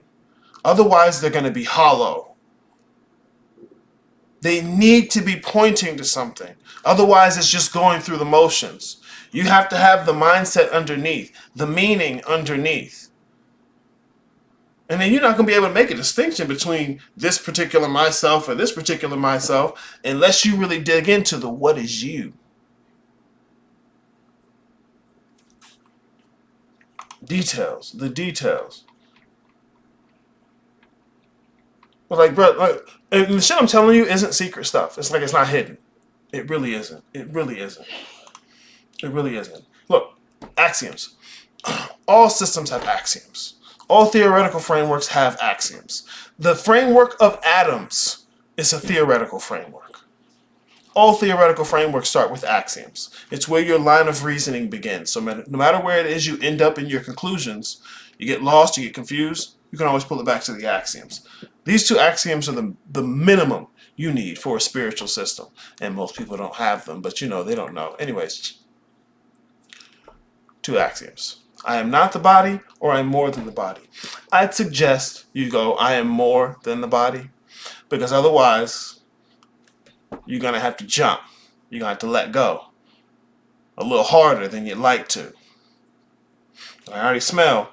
It's in there. It's going to be difficult to do. So it's fair to say I am more than my body. I'm more than my physical body. Wonderful. That puts the physical body in a place. The physical world is holographic or illusionary. Remember, illusion doesn't mean it's fake or not real. It means it's not what it appears to be. You need to have those starting points on the ideas of the physical body and the physical world. And you need to have a metaphysics that extends beyond the physical world. And for good measure, at least threefold. So physical, non-physical, primordial.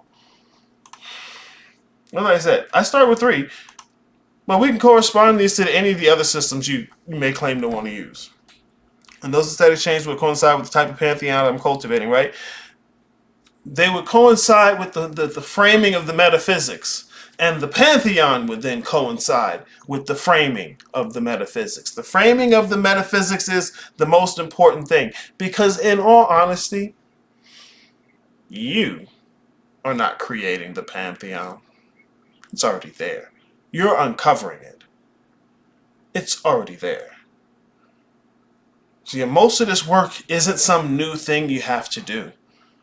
It's a deep re-examination of what you've been doing. There's no secret new trick. Like, you'd like to think you're creating this shit. But then what is you? See, what that thing you're calling you is part of the pantheon. It's not creating it.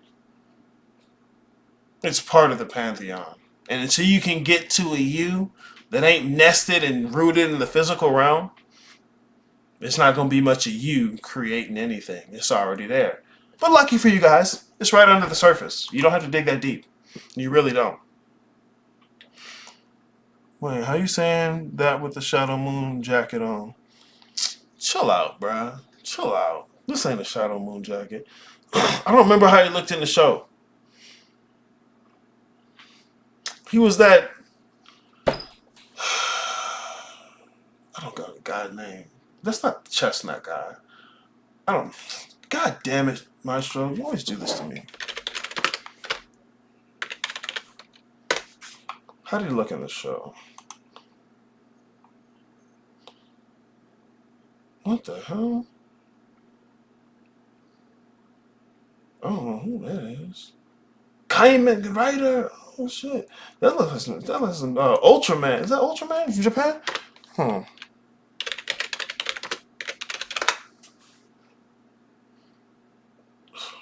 Chill out, bruh. See, look at that jacket. That nasty leather jacket. You gotta be a jerk to wear a leather jacket, bruh. You just walk around with somebody else's skin. Y'all remember this guy's name? Oh, Ricky White. I don't think I ever knew that nigga's name. Anyways, nah, they ain't got no shadow moon jacket on. Chill out. Like you without a nose ring. Nah, bruh. Nah, chill out. Chill out. What? Not with that emo bang. Chill out, bruh. Chill out. Nah, can't do it. Look at him. Connecting with nature with an emo bang. Nah, bruh, that's your boy. I don't know a nigga like that. Chill out. That's another question I was gonna ask you. I came to the realization that I wasn't really making shit. Something was waiting for me. I attempted to be intentful, but I realized I'm just being drove along by something. Yeah, you want to get to where you're talking about where you have a relationship with that something.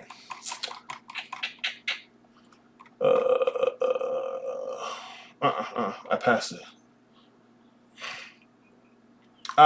Your relationship with that something is what moves forward the process of ascension. Like in Christianity, your relationship with Christ moves forward your spiritual life, your ascension towards God. None get to the Father but through me. Christ is the path, the truth, the way. Okay, your relationship with that thing is what's going to facilitate your forward movement. And not just using it as a tool to try and get what you want. Because look, if somebody wanted to have a relationship with you and all they did was use you as a tool to get what they want, you wouldn't consider that having a relationship with you. Be real, be honest, and really let go of the things you think you want. Because like you said, you being moved. Lean into it. Understand what the fuck that something is, you know? Yeah, I wouldn't say you were incorrect at all. But the details make all the difference. All right, here, let me continue, guys. Let me continue.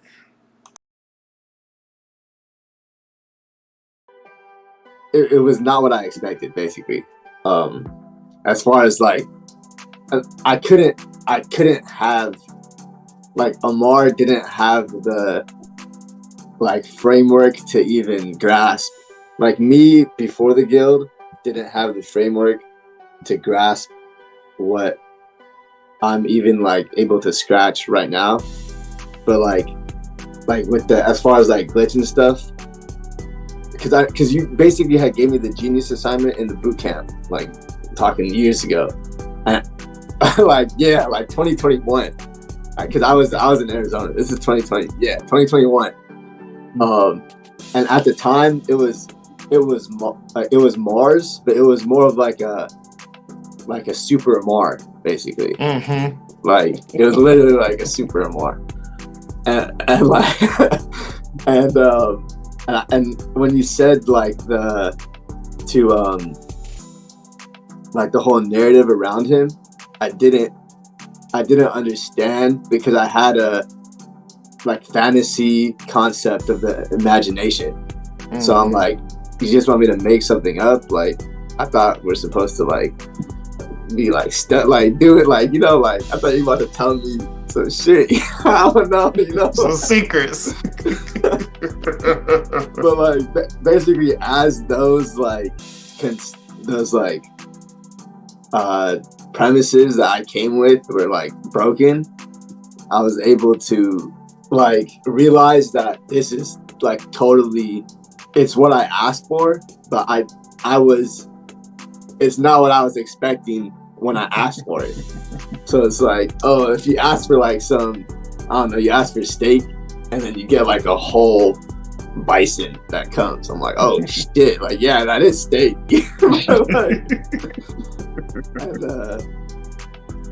I think like ultimately, in like retrospect, it was like an inevitable experience. It wasn't like like Amar, like from a bottom up, it looks one way, like how I'm describing it, but like from the top down is totally different. And like that's now what I'm able to, I guess, like conceive of, where before I didn't have the framework to conceive of like a top down in the way that I do, because like building our own symbology and like symbolism, is like, and like using those deities as like the bridge is like literally what was missing from everything else. Yeah.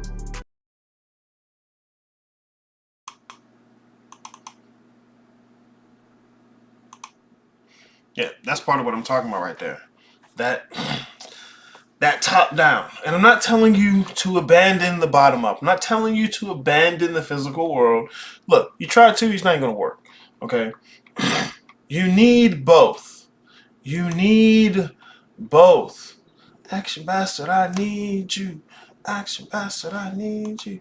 Bet y'all don't know where that's from. I'm such a nerd.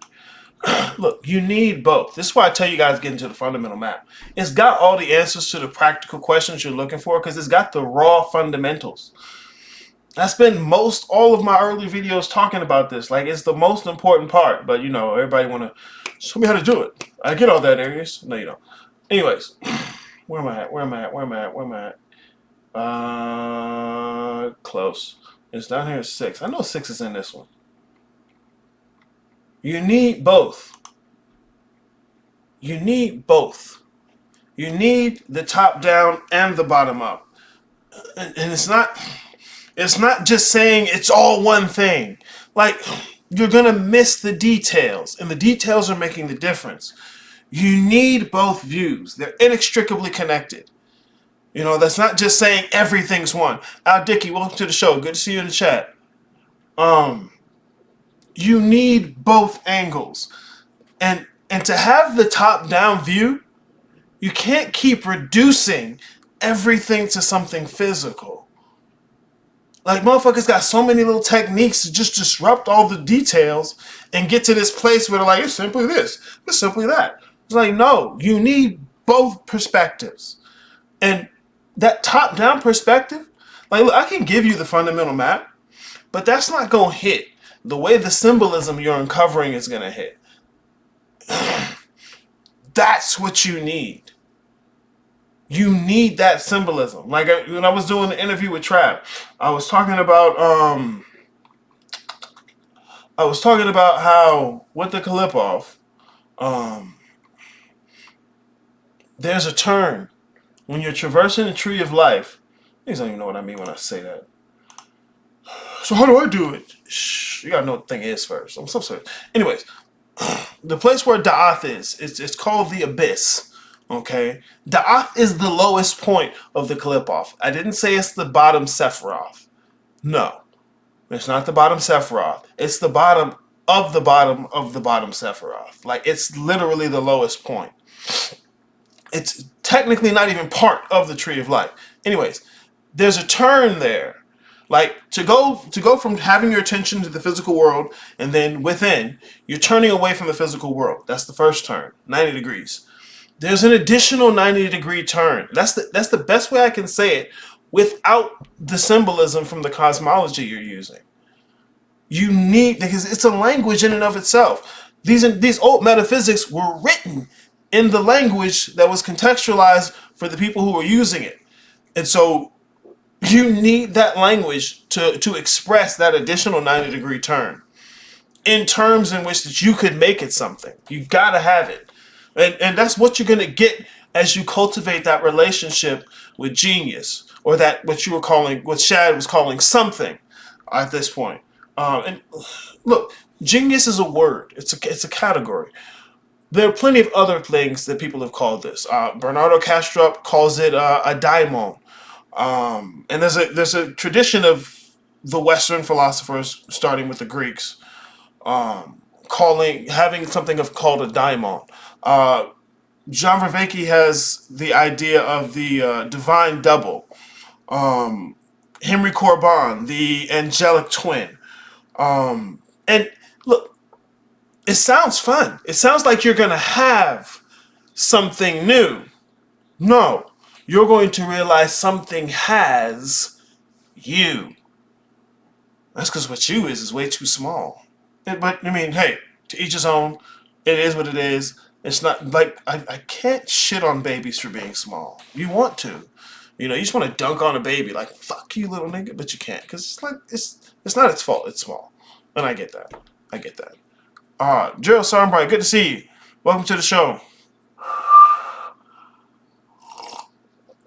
Good morning. Ha. All right, y'all. Hey, Aries, hate to ask you about this while you're live about guild shit, but is there a place where I can download all the audios from the past seasons? Bruh, it's been in there for like days. I just deleted it yesterday so the new people aren't downloading y'all stuff from last month. Where you usually go is under this month. But like I said, I took all that stuff out of there. Remind me, send me a DM in the guild, and I'll send them to you. Not a problem. It's fine. Hopefully you already downloaded the earlier ones throughout the season, because I'm sure you were listening to them. It's fine. Don't worry, I got you. This is what I do. You're good, bro. Your phone broke. Don't you got a desktop? Put it on the computer. Come on now. Nah, it's cool. You're good, sir. All right. Anyways, continuing, guys.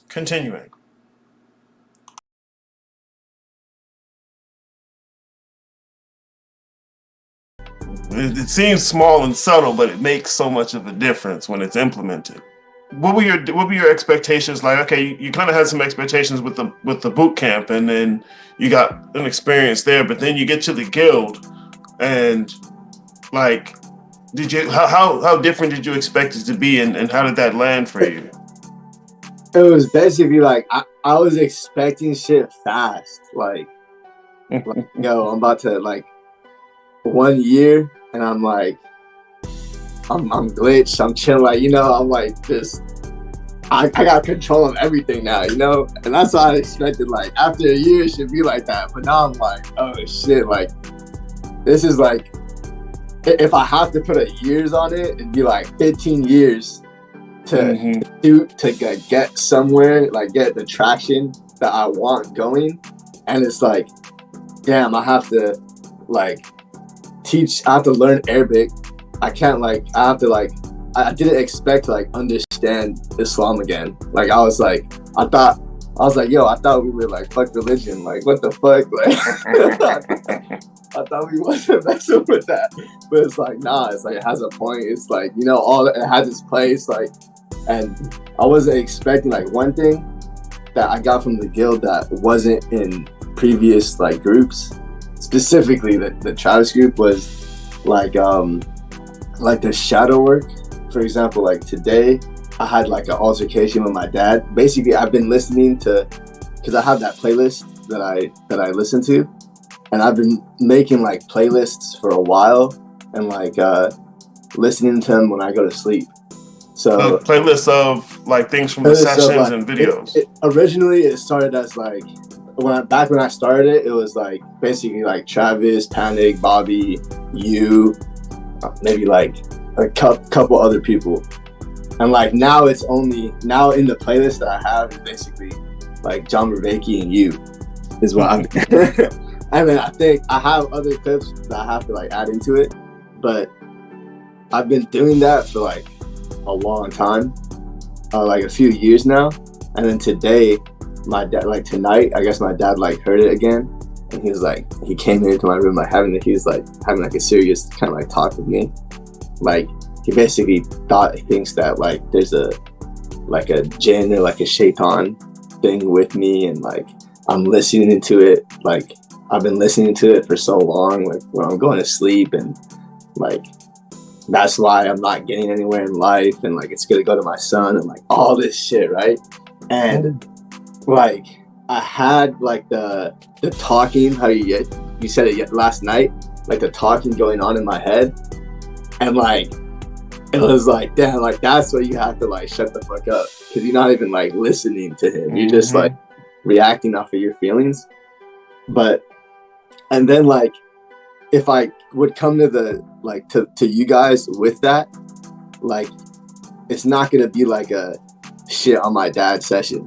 It's gonna be like, nah, like you have ultimate like responsibility in the altercation, because like you're the one like I'm the one who notices my own self-talking going on, and so like I could see that as like my dad's not seeing that, and so like I have the responsibility for both of us to like mind my attitude in real time. And I'm like, with that going on, I'm just like, dude, this is the work I asked for, but it's not what I was expecting. Mm-hmm. Yeah, It's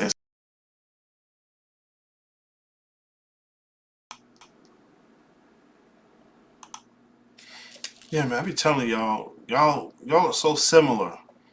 You know, everybody likes to feel they're so unique and they're so special. You know, whatever your little trauma is, but nah, like family problems, bro. Like, how many people are in this work and when they're religious, family engages with them or sees them, "Hey, you're doing something forbidden, you're doing something demonic," and then you just want to be accepted, right? You're like, "No, can't you see I'm not breaking the rules, I'm not hurting anything, I'm not doing, won't you understand me?"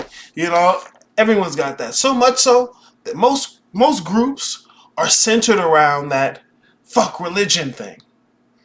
And that's what drives most people, that rebellion against religion. These are the like-minded people. They get that religion is fake. Religion ain't shit, right? Nah, you're not going to get that here. Nah. It has a utility. It has something it's doing. As a matter of fact, most of the people who are rebelling against religion didn't study it. Only studied it so deep. Some people didn't even go through the motions. Like, one thing that's good about Glitch is he went through the motions. Like, he was in them. I can respect that. Like, I was like that with Christianity. My wife was like that with Christianity. I was in it. To the point where your parents would look like, "Oh my God, this motherfucker doing it more than me," right? But there's some people they put so much of what they're doing into the rebellion, and so much of their spiritual progression that they're trying to make is really just running away from the old thing. And it's like, no, that shit's in you. And there's no sense in denying it. As a matter of fact, it's probably something you can use. It's probably something you can use. That's why he was talking about like learning Arabic again. Because what I can show you, like, look at this stuff. I don't even know it as well as you do. I know you know this stuff better than me. But look, you can not only use this, like there's plenty here that you never looked at. You didn't know it was here.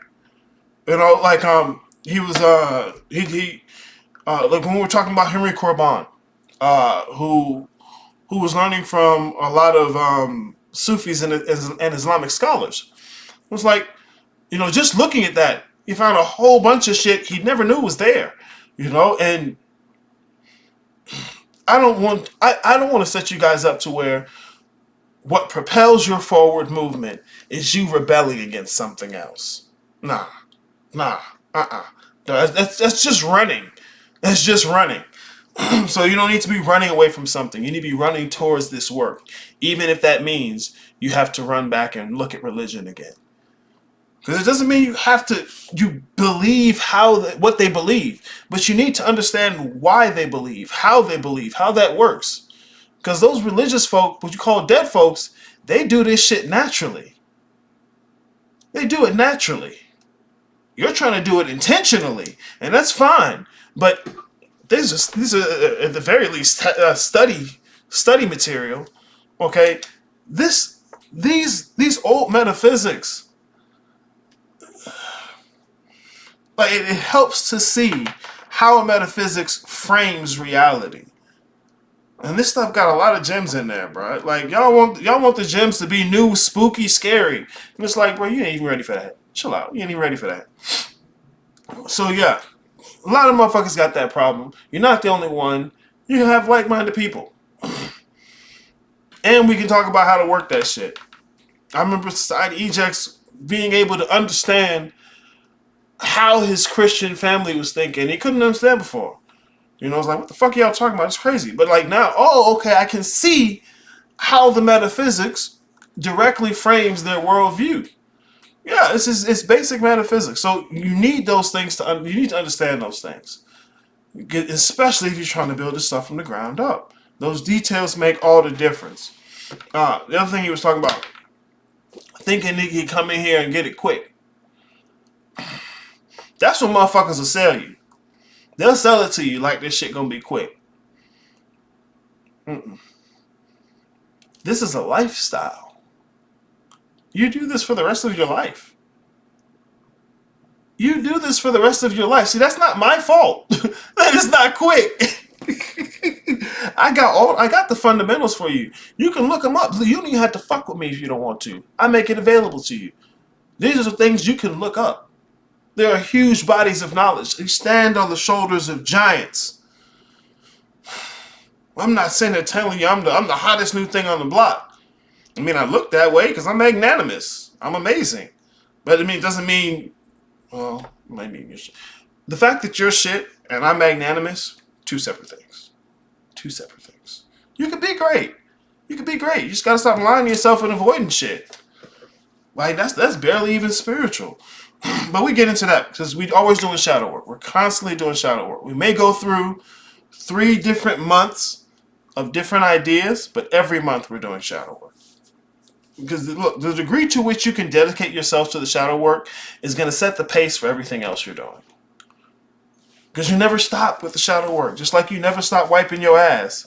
You don't wipe your ass so one day you can get to a place where you never have to wipe your ass again. No. You set yourself up. You're going to do that forever. You're going to do it forever, right? And it's going to stink every time. Man, the details make all the difference, bro. Get in the guild, guys. Get in the guild. Quit playing. Oh, I got to do. Bro, chill.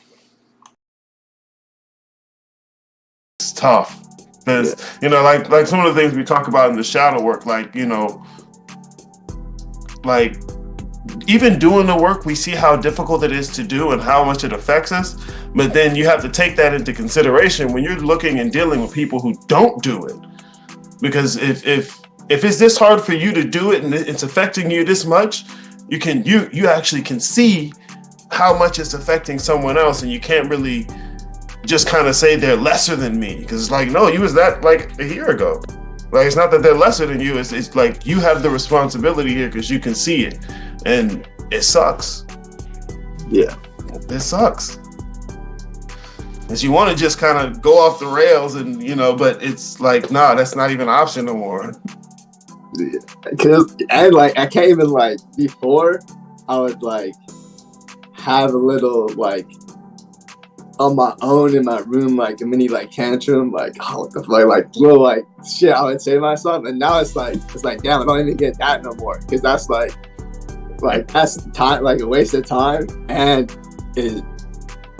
it is part of the web that ties me down to that whole Amar narrative, basically, that self-talk loop.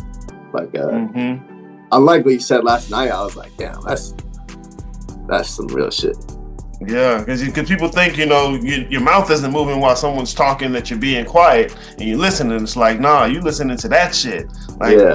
Have that shit up too. Other people, when I talk to them, they're not responding to they're doing the same shit. Mm-hmm.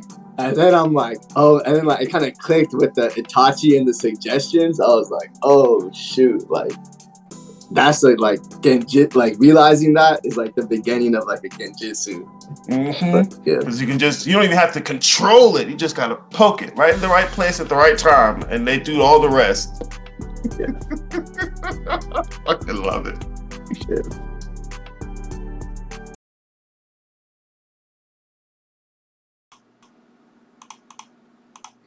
With great power comes great responsibility. Yes, ma'am, casters. Look, people are looking for some new power. You don't even use the power you got. You don't even use the power you got. What you mean this? This ain't shit. Tripping.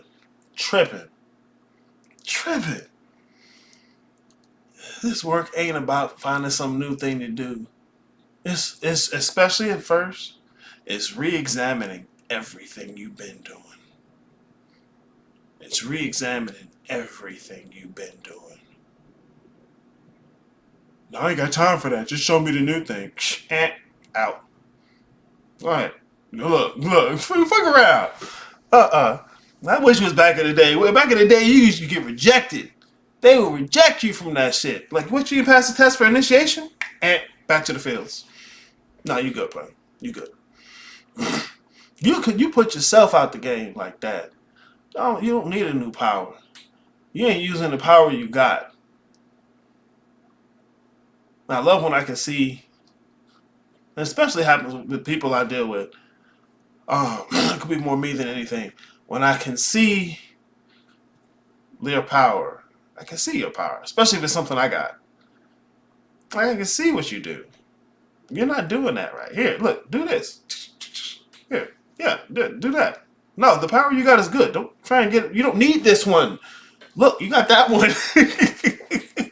You got to lean into that one. Stop envying some other power. The one you got is great. You're just using it like shit. Yeah, Genjutsu's a great power. The motherfuckers are so caught up in the ultimate control, they miss it. They miss the subtlety. A good Genjutsu is deeply subtle. Deeply subtle. Sasuke think he walked in the room with his chest out, showing off his little new move. Got you, Itachi. Bro, I got you as soon as you stepped in. And you ain't even know. See, that's the good shit. You ain't even know.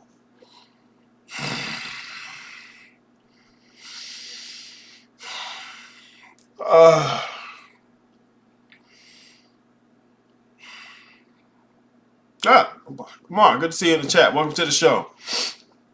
The granddad in Dragonfly said, with great power come great bitches. Dragonfly? The granddad in Dragonfly. Is that a movie? I don't know why. It's just not ringing a bell. But maybe it means something I don't know. So that could be the case. Yeah, bro. Y'all niggas don't need new powers. Like, I see the Genjutsu powers. I see the Taijutsu. I see the stealth. I see the assimilator. And some folks got multiple powers. And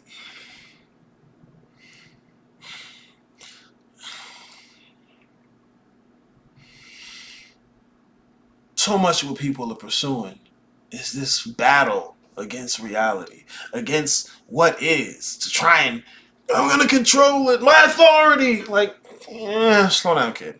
Slow down, please. Like, look, not that you can't do that, but you don't need to do all that. You don't need to do all that. As a matter of fact, you thinking you need to do all that is really telling. Slow down. We got it. It was called Superhero Movie, not Dragonfly. Oh, it was one of those parody movies. I'm guessing. It's called Superhero Movie. It's probably one of those parody movies. We got great responsibility. Because you can't have the authority without the responsibility. Otherwise, you're just a tyrant. Yep. You can't have the authority without responsibility. Otherwise, you're just a tyrant. And likewise, you don't want to have the responsibility without the authority. Because then you're just a slave. You need them both. And the authority comes first. Because sometimes without the authority, you can't exercise the responsibility. Like a mailman. The responsibility is to put the mail in your mailbox. Let's say your mailbox is a little bit on your property. Well, without the authority to be able to trespass a little bit on the property, they can't exercise their responsibility. So the authority has to be there. Then you can exercise the responsibility. But you can't have either one isolated. Otherwise, you're a tyrant or a slave. It's simple math. It's not even spiritual. Anyways, let me continue.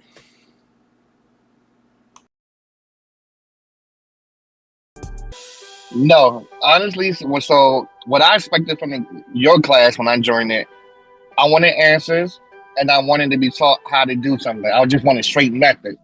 It's like, who are you? Okay, so this motherfucker's gonna tell me who I am. And then when I was writing this shit down, I was like, how the fuck you expect somebody to tell you who you are if you don't know who you are? I was like, bro, what would you even looking for? And I expected everything like what Amal and Daniel said. Like I expected everything to be fast and hurry, and I get this magical secret that it is no, hell nah. Like what I realized now, you have to work, and it's a lot of things you have to tear down on them own like mind thoughts, the way you think and frameworks. You got to tear it down. And it was truly a dying process, and I didn't expect that. I expect to come in here and know this magical shit because I can argue with my Christian family members that I'm right. You know, it was not what I expected. You gonna get that Christian like fuck you Christians. I'm right. It actually changed my life, and I know it sounds cliche, but it changed me to like everything I do is my fault, my responsibility. There's nobody out there to save you, and that was like one of the hardest things for me to accept. Like you just can't blame this on the devil if you're moving from that framework.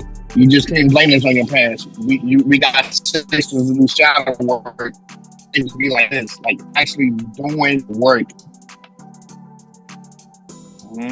Yeah, actually getting to some work and not, finding new ways to reframe it so it's not really your fault and you're justified. Like, nah, if you're gonna build this stuff from the ground up, you have to take all the responsibility.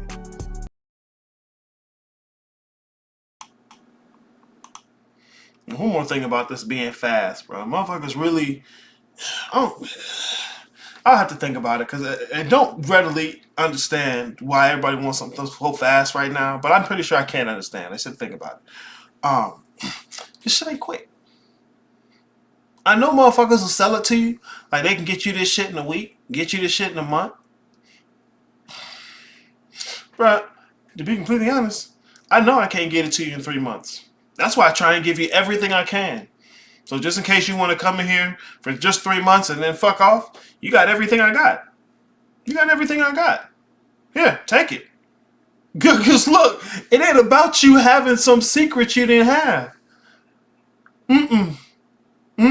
You in your way. And you been in your way. With bullshit. Inauthenticity.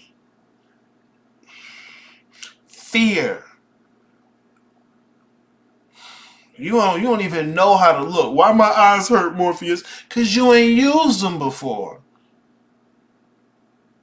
You can't eat the babies. But they look like food. They look like food. Like that's food. Nah, don't eat them. Let them grow up. Let them grow up. Nurture them. Protect them.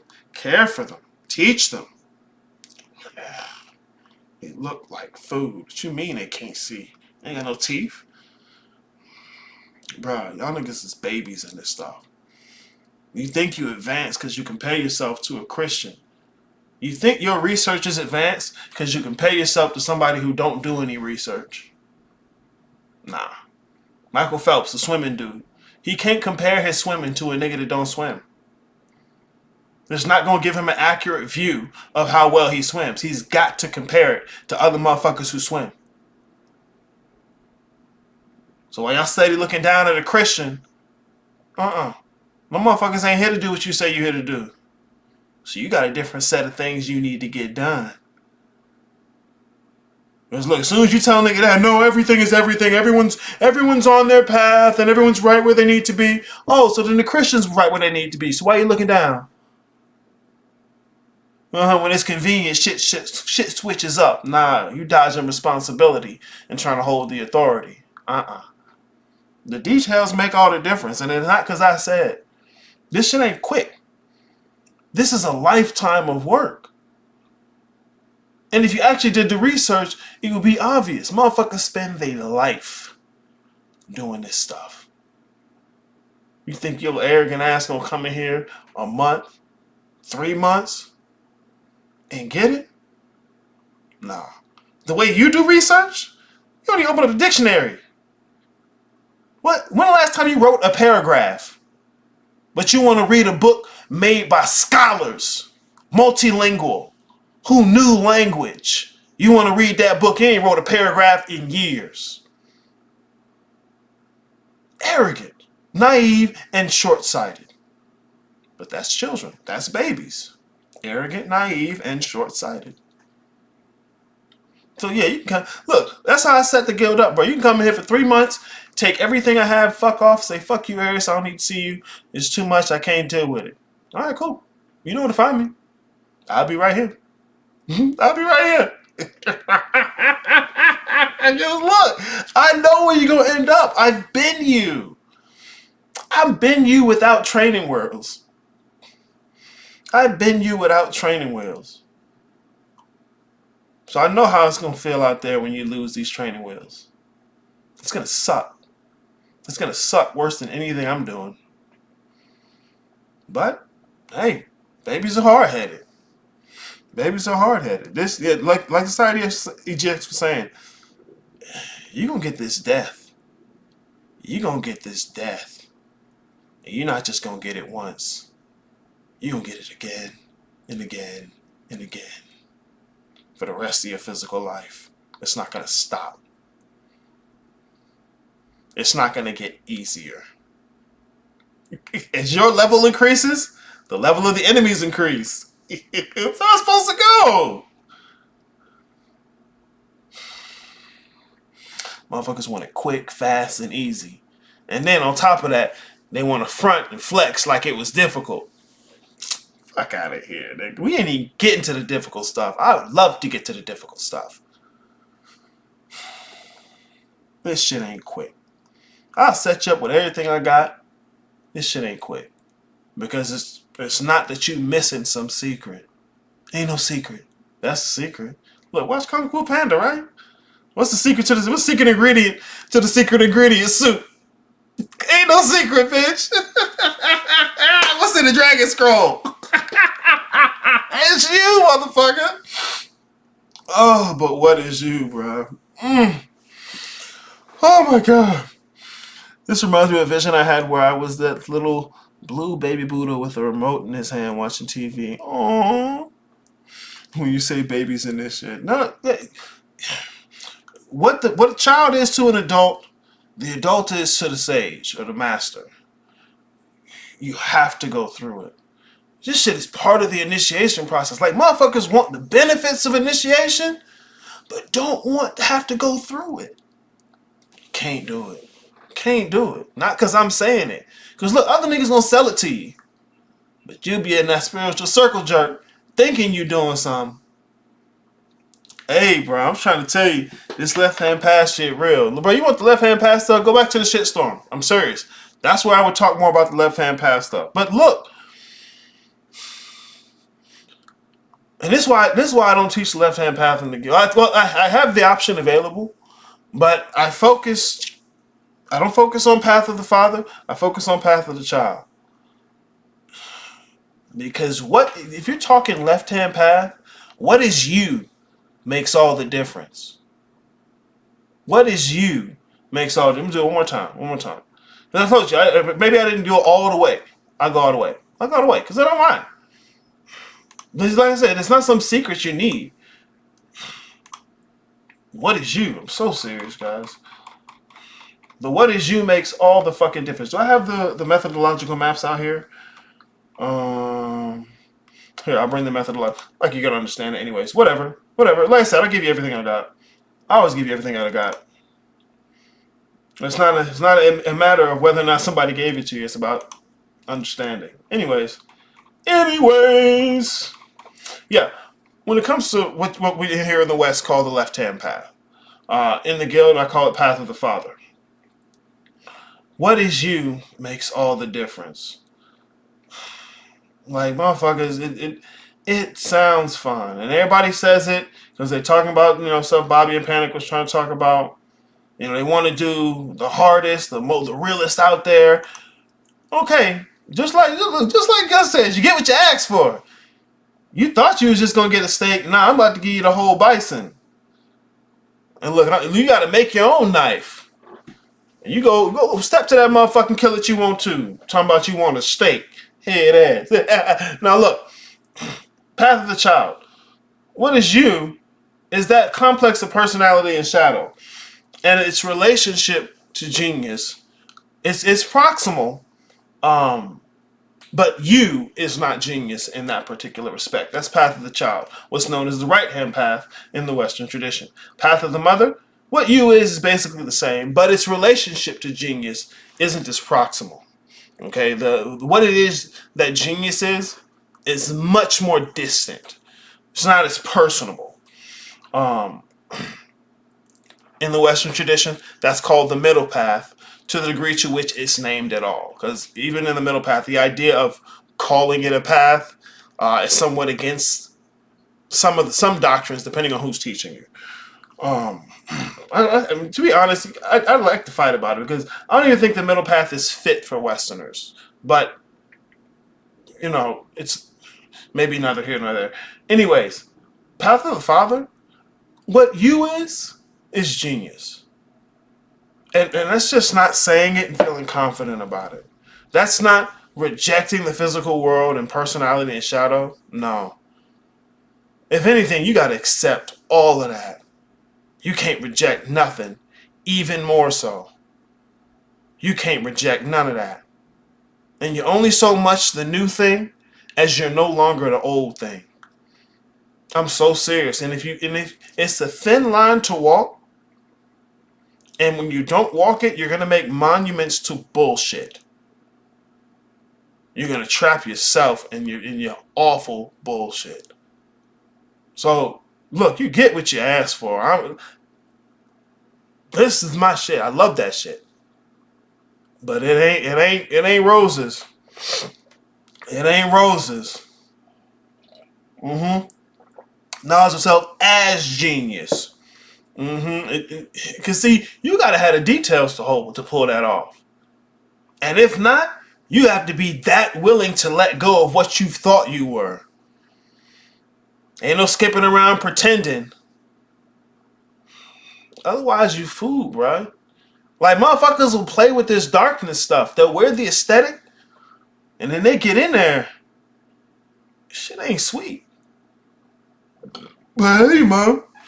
Fuck around and find out what's up with your name on default pick black sun. I know it's Obito, but what's the relevance of Obito and the black sun for you? Man, hey, man, I fuck with it. All right, here, let me continue, guys. Let me continue. Let's look, bro.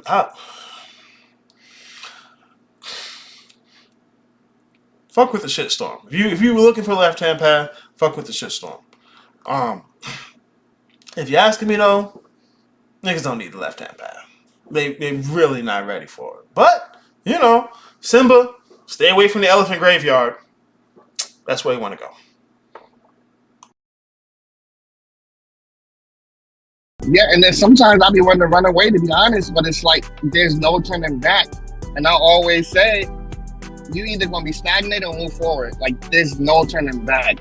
There's no turning back. That's like, I did not expect it. I thought it was just gonna be easy, but it's not. It's not. Like Amar said, he thinking maybe 1-2 years. This shit might take 20-30 years just being in grasp of what we're doing. Yeah, when people used to do this stuff back in the day, it was a lifetime of work.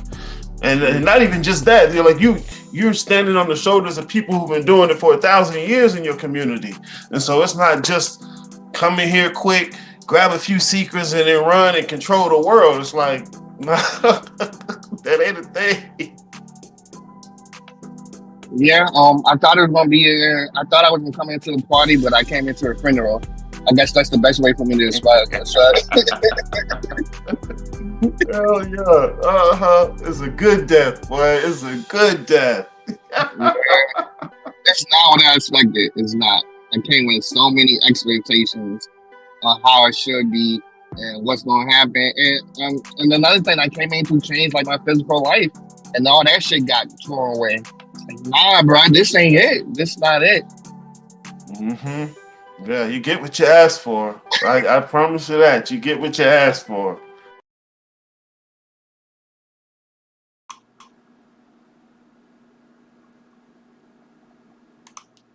There we go. Yeah, that death. See, some people, you come in here and you think, I do this, and this is going to shift how I have a physical life. And I'm going to be in control, and I'm going to be powerful. Okay, look, you get what you ask for. I can't say it enough. But this death, like I said, it's not just gonna be one. It's gonna be over and over. And most of it, especially in the beginning, is everything you thought was the case, and you are. It's gonna crumble. It's gonna crumble. I love it. Because I'm a piece of shit, though. Yeah. And look, I'm not gonna sell you a false dream. I'm really not. I'm really not. I ain't got time because I gotta come back here and listen to you after you boo-hoo about some false shit. Man, please. Something people miss about initiation. Just the initiation process used to take years. First of all, in some cultures, you couldn't even initiate unless you was grown. You couldn't even start initiation unless you was grown. And see, initiation ain't the work. Initiation is getting you ready to start the work. So by the time you end initiation, you ain't even started.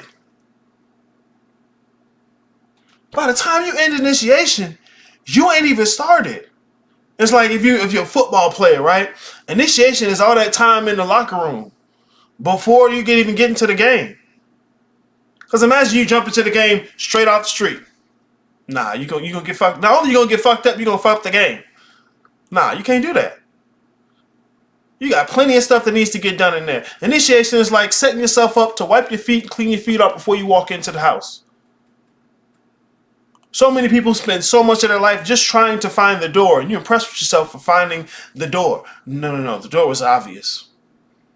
The door was obvious. No, you're not ready to go in.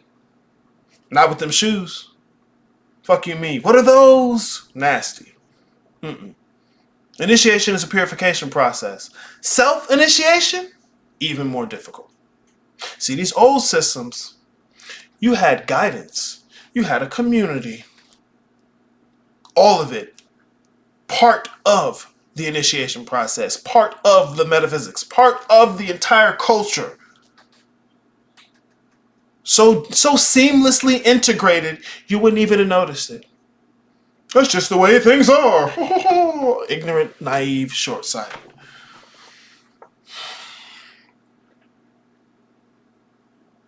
Self-initiation? Exponentially more difficult. It's not some secret, and now I know and I'm out here and I'm ready to control and lead the world.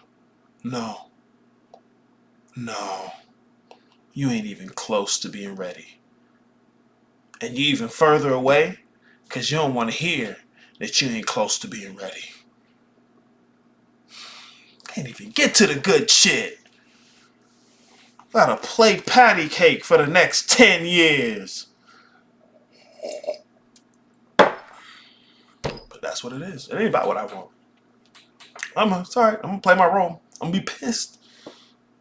I'm alright. Yeah, bro. Initiation took years. Years.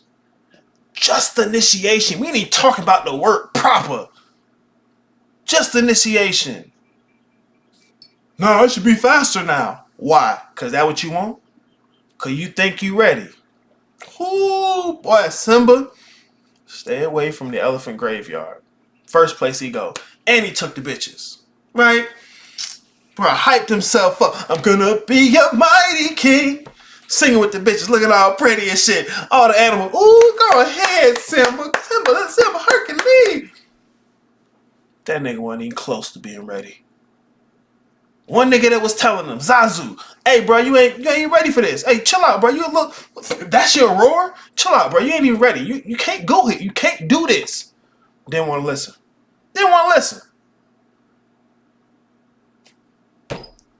Fuck around and find out. I'm so serious. Fuck around and find out. This shit is work. And you'd be lucky to have any guidance and any community. Because you don't get no extra points for doing it without it. Trust me, I've checked. You don't get no bitches for that shot. You'd be lucky to have training wheels on your bike and somebody to hold the back. So serious. So serious. Hell yeah, it's a dope analogy. I'm good at this shit.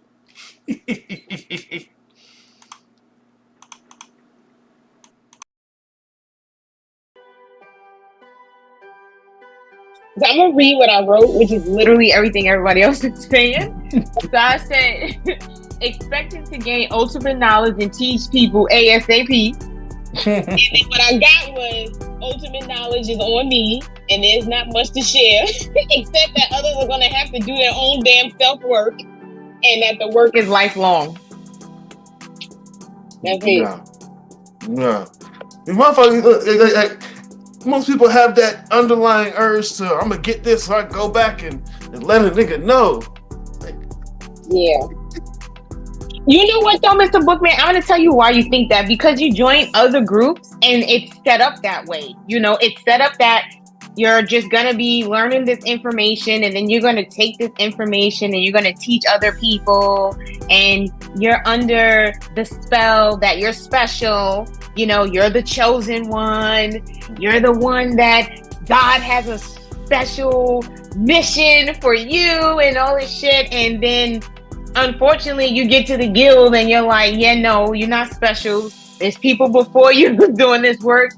You come in here to learn work that you know nothing about, and that there's going to be people after you who's doing this work. So, and I can see how that can make you want to run from the work, because it takes away, you don't feel unique. You know, you don't feel like you're special anymore. You feel like a regular ass a person, and you came in with this presumption that you were special, that you were different for whatever reason. You know, I don't know why we think. I think everybody feels that way. You know, but for me, it was just like, nah, I'm just getting it. For me, it wasn't even sitting on religious people. It was shitting on everybody. I'm gonna shit on everybody who comes, who's talking to me about spiritual. I'm gonna shut you down the moment you get to me. Oh, I'm gonna fuck you up, and then I'm gonna leave. And all you're gonna be thinking about is how I just shit on you. You know, Taijutsu. only to get shitted on myself. Like, I got shitted on. You know, I wasn't expecting to get shitted on. I was not expecting to have to do all this work. Even now, I find that as long as me and you've been working together, I feel like the guild gets harder for me every semester. I don't feel it gets easier for me. I get a better understanding of the work that you're teaching, but as far as it's harder for me, because I understand I'm gonna be doing this literally until I die, right? Regardless of whether me and you are together till I die, I'm gonna be doing this until I die. Like spirituality is a lifelong work. I'm kind of happy I started this later in life, but I got to enjoy some of my physical life before I did this shit. Because if I started this when I was like, you know, like Amar is young, who else is young? Providence young. They're like in their 20s. Like, if I was doing this shit in my 20s, I'd be like, man, fuck this shit. I'm going to party. I don't got time for this shit. Like, it's too much.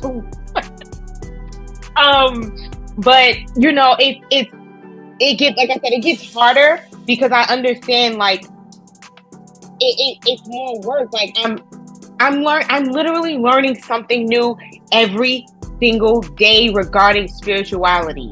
Seriously, I didn't realize how vast the subject of spirituality was. It's so, and not only is it vast, it's complicated at the same time. I feel like all of this stuff is like spaghetti. Like, all of it is mixed in all in one. And because I'm such a linear thinking, because I have so many years of, you know, structured education, I have to re-educate myself and learn, like, no, your learning is gonna be like spaghetti. It's not going to be, you know, okay, we have this subject, and then you take this subject and you build on this subject, and you take this subject and you build on this subject, like I've done with biology, like I've done with chemistry, like with microbiology, and all the classes that I've learned, and all those sciences then went into my, you know, health studies and how those studies show up in the human body. No, it's nothing like that. I actually like that better because of the structure. Whereas here, there is no structure. It's a constant moving forward, moving backwards, moving forward, moving backwards, moving forward. And it's not as if there's something wrong with that learning. It's just a different way to learn. So I have to get used to learning like that first, along with taking in new information at the same time. That's why I call it learning like it's spaghetti learning. Like that's the best way I know how to explain it.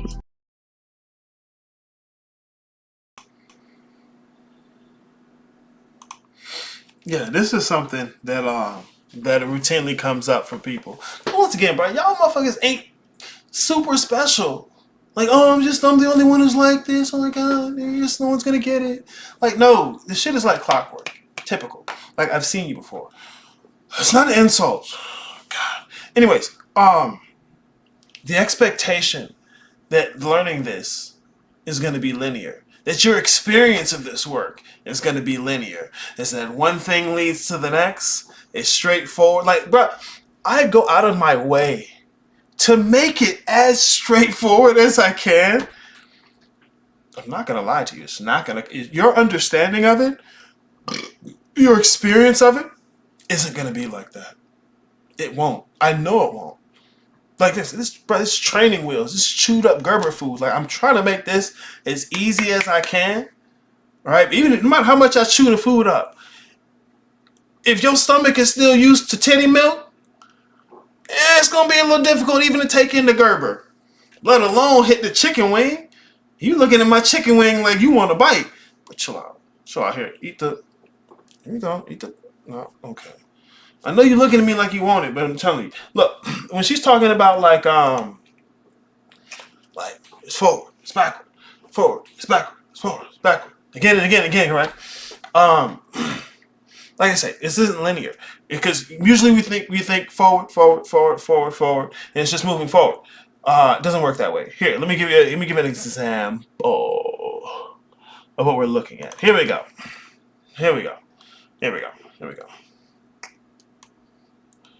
Because so often, motherfuckers like, I thought I dealt with this, but I'm right back here again.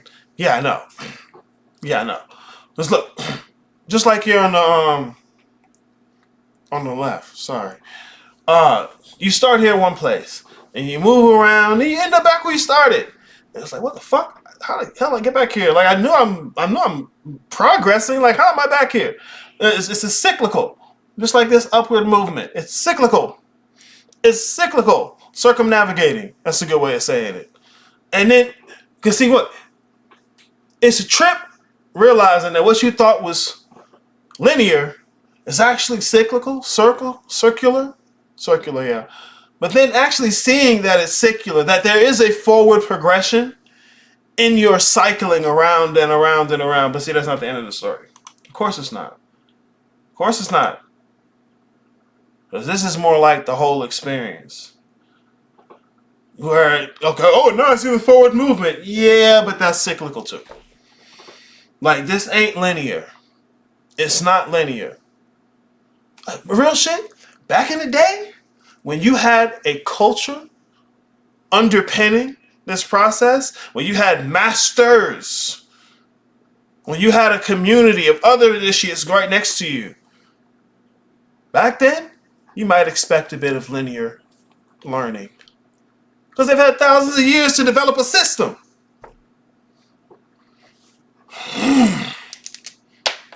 Well, you can't just learn those old systems. It's nice to look at them to start to learn what people have done. Start to maybe try to get a grasp of why they've done it. But what you have to do today, completely different. Completely different. You learn all the spooky words you want to. Ha! I'm telling you. Yeah, it's not linear. It's a roller coaster. And that's not a bug in the system. It's a feature.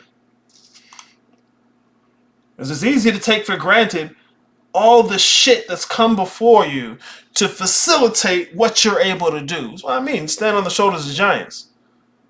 I'm the hottest nigga out here doing this. I'll tell you. But it's not simply because I'm magnanimous. It's not. I'm standing on the shoulders of giants. Like, the Bookman model, no one else is out here is making a cosmological model for you. But I'm telling you, The stuff I'm talking to you about here is not new. It's not new. I know it feels new because you ain't heard about it. It's not new. Bro, this is the same shit motherfuckers been talking about for hundreds of years, hundreds of thousands of years. Hundreds of thousands of years. And what's going to stop you from understanding it is trying to understand it with you at the center of it. Oh, I'm so serious. What the fuck is you? Get that thing off of here. Trying to understand it with you at the center. What about me? What's it going to do with me? Short-sighted, naive, arrogant. Short-sighted, naive, arrogant. But you can't stop it because it's so necessary. It's supposed to be there and I'm disgusted. But I'm here. I'm fine. It's going to be okay. No problemo. Linear is your appearance or guise of circumnavigation type of movement. I gotta explore the more kinds, like how literalizing is a form of imagination. Yeah, the linear experience is the appearance of circum. If you can say circumnavigating is like moving along a particular path, a set path. Like you play a video game. Some video games are very linear about what you can do. So if you do another playthrough, you basically almost have to do the same thing you did before. And so if you're only viewing it from that single playthrough, it may look like, oh, I'm following a straight line, but it's like, no, this is a path that's already been set up. As a matter of fact, this is like the 7th playthrough that you've done. What do you mean? No, I'm looking here. It looks just straight ahead. No. You're going in a circle. As a matter of fact, that circle you're going in is taking you somewhere else. So yeah, it's that perspective. Like what is it called? Is it called a Mobius? I think that's what it's called.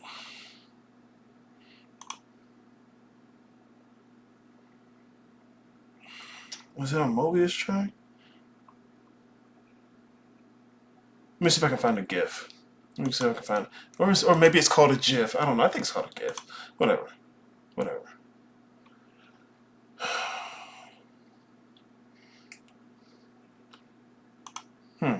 This is Mobius.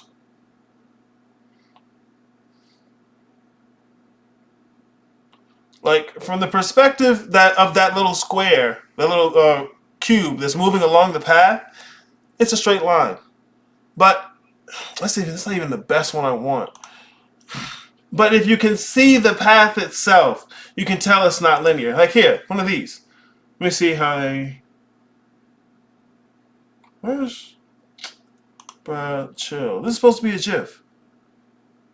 There it is. And so the path loops back on itself. And you can't tell unless you have a sense of how the whole path looks. But from your experience, it's like it feels like you're just moving forward. Mobius strip. Yeah, thank you. Thank you, Marsha. I know it was right. I wish there was a better image than fucking that. Like, I want something moving on the Mobius strip. Here we go. Let me see this one.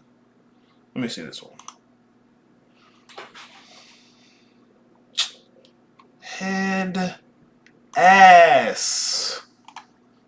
Oh, maybe I can do this. Are you gonna move for me? Oh, piece of shit. I wish you could see the movement. Because movement is part of the dynamic. Like it doesn't work.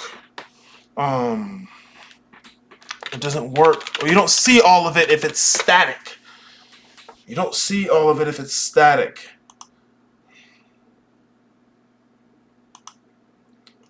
Maybe this will do it.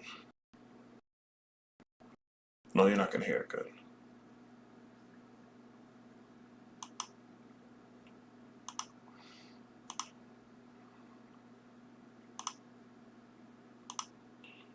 This perception is the big thing here. It's how you're looking at the thing that's making the difference. Here we go. Let me see what he does here. It's how you're looking at the thing that makes the difference. I'm so serious. That's why what is you is so important, because what you is and how it's shaped, how it's framed, is going to inform your perception. And usually it's more that than the thing you're perceiving.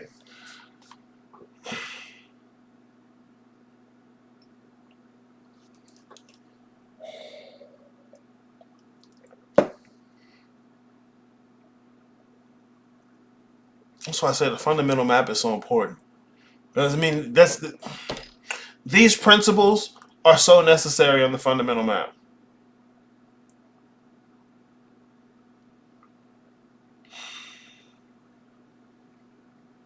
And it's not that you're not moving forward or making progress. It's that, first of all, this is cyclical.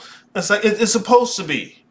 It's supposed to be. You're supposed to go back to where you think you started, with new information, with re-equipped, with things you didn't have before, because you move through it completely differently. Like, bro, I want to get to the good shit. You just can't. It's okay. Okay, it's okay. Let me go.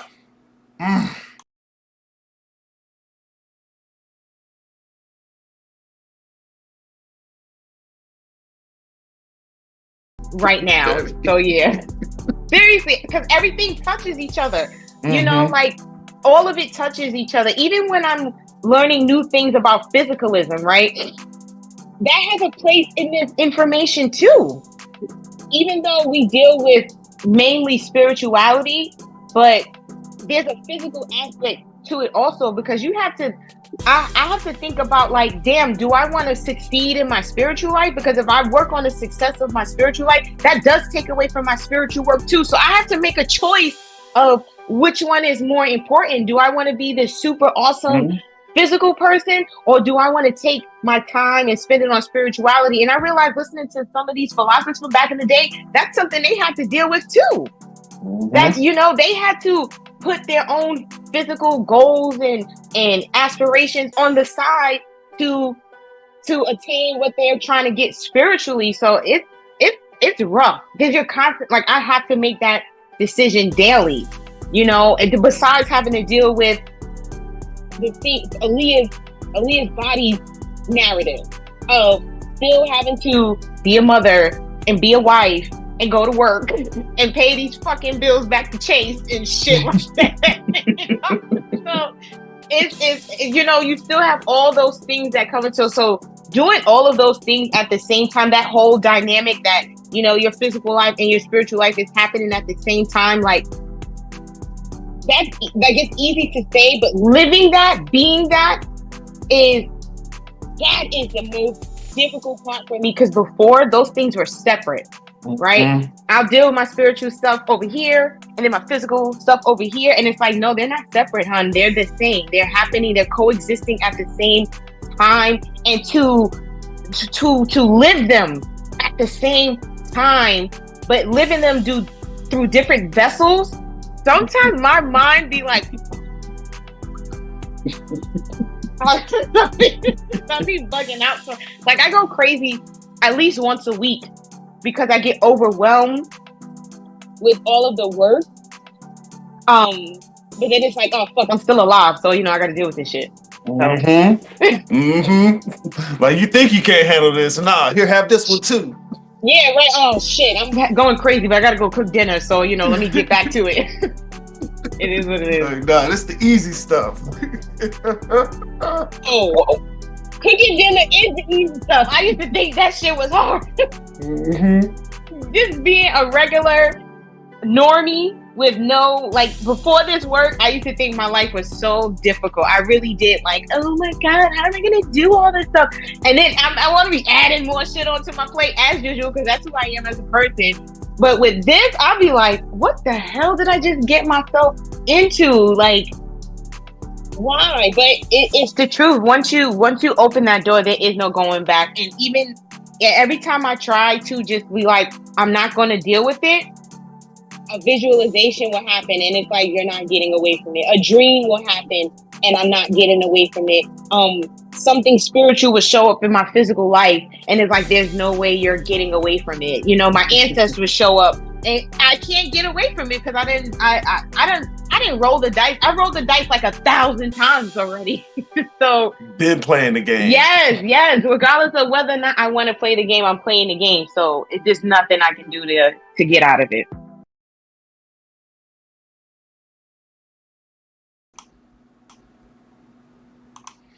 Yeah, once you start, ain't no stop.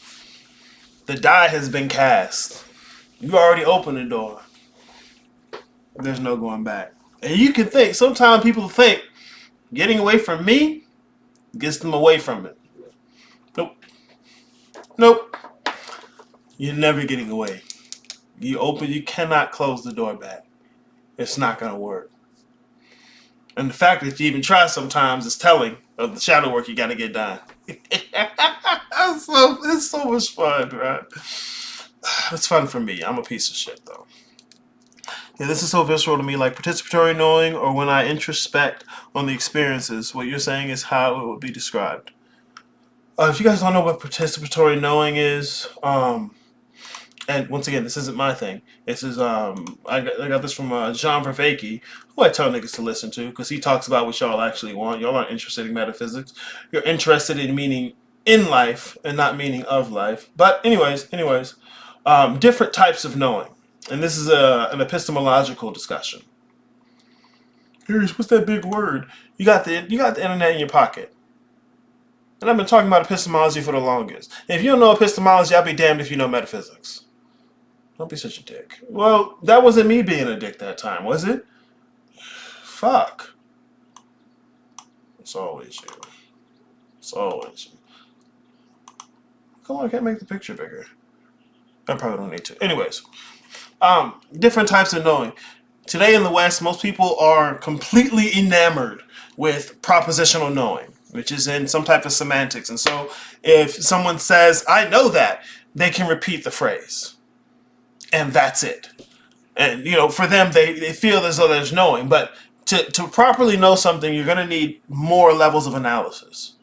You're going to need more levels of analysis. And participatory is one of those. John Vervaeke, I can't even do justice to this the way he can. Because not only is it the framework he introduced, but he's more versed in talking about it. But yeah, there are different types of knowing. Like you'll find sometimes you know something, but you don't know how to talk about it, because that's a different type of knowing.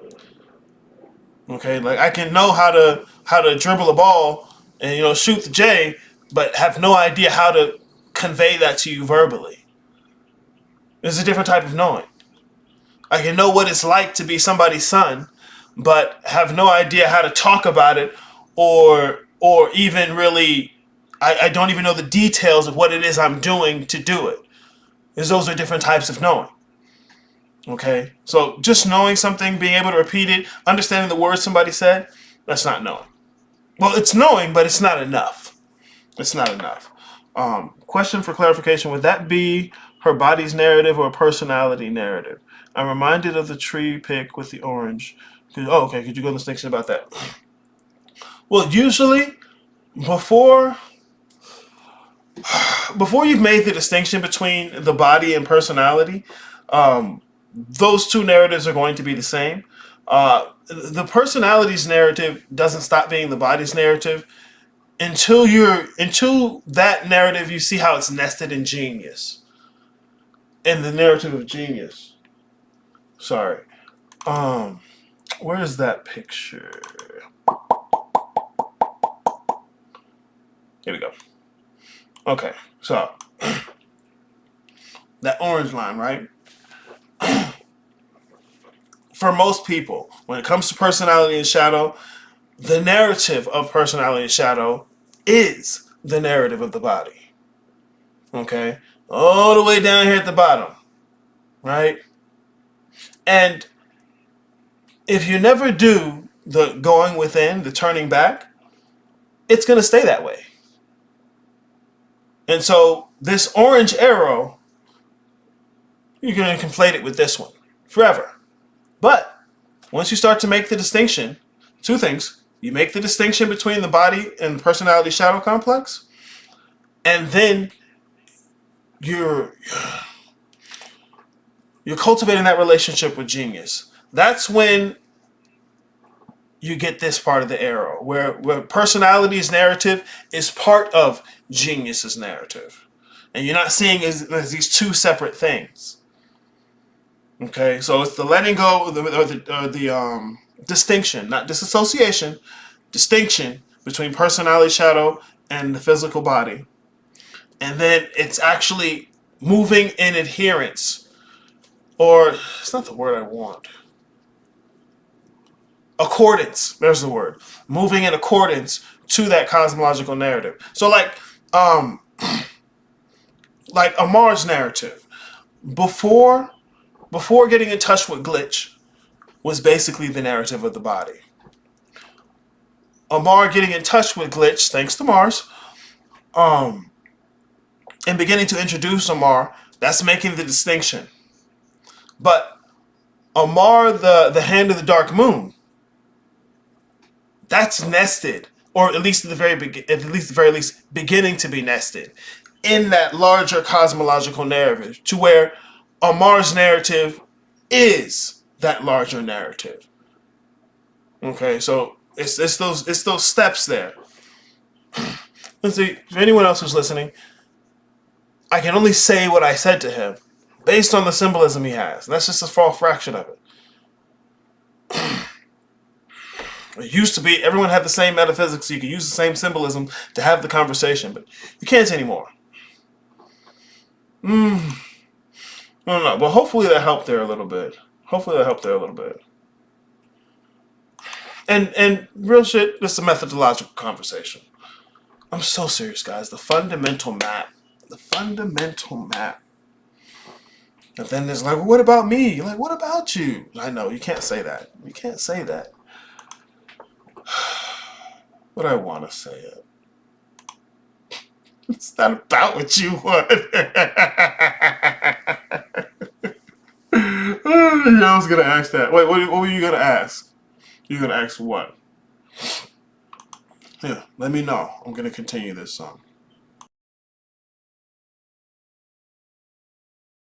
Yeah, you can't unsee it.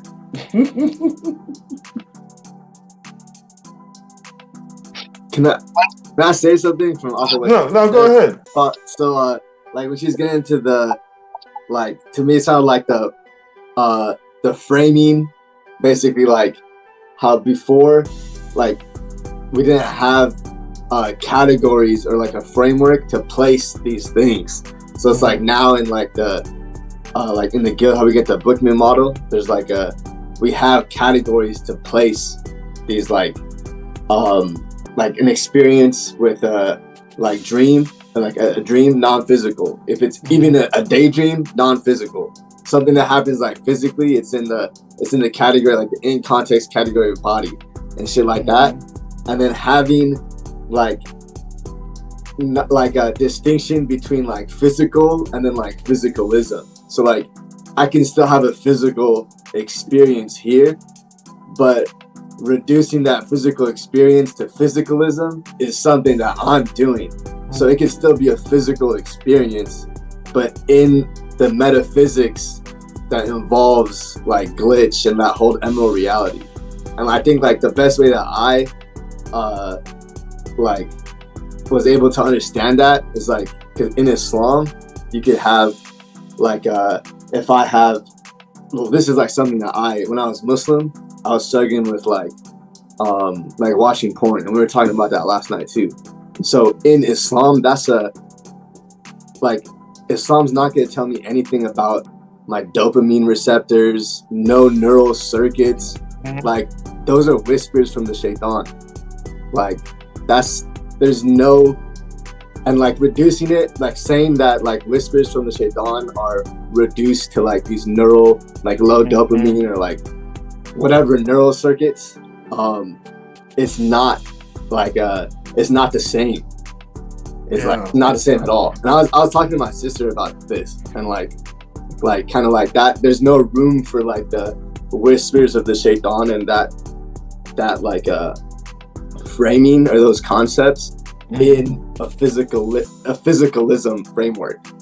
Yeah. So I guess like now able to like I'm able to like have physical experiences still and non-physical experiences, and like primordial, but they go in these categories, and it's all still within the metaphysics. So it's like I could have Amar has his physical life, but it's still within the like narrative of Glitch, as opposed to like reducing it to like a physicalism framework. Yeah, that's what people have become familiar with doing. That's what makes it make sense, and the implications of that are the only way it makes sense is if you reduce it to a cell or a neuron or an atom or something. And it's like that's not what they were talking about when they were talking about the whispers of Shaitan, or like the influence of a jinn. Like, you know, we like people who don't understand will try and reduce it to something in the body and say, well, this is what they were talking about. And it's like, no, it's something completely different. Yeah.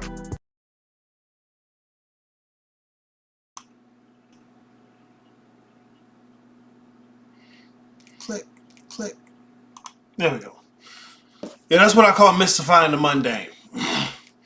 It's like the whispers of the Shaitan and the jinn are just your dopamine receptors releasing. No. I understand why you say that, because reality for you is framed as just the physical. And so you try and take the metaphysical things and just reduce them to something physical, and that's what they're really talking about. No, that's not the case. In fact, you completely missed what they're talking about in doing that. Physicalism is not conducive to spirituality, which is why you always have to take a spiritual concept and reduce it to physical. It's your pineal gland. It's your back oil. It's your DNA. It's your melanin. It's the Schumann resonance. It's the magnetosphere. You keep reducing them to physical concepts because that's the only thing that's real in materialism, in physicalism. But once you get a metaphysics that extends beyond that, you don't have to get rid of the physical world. You can include that stuff if you want to. I mean, look, you're not going to get rid of the physical world anyway. The issue is a metaphysical framing. Like, you could say it's a category issue. That's why I point out, what the fuck does spiritual mean?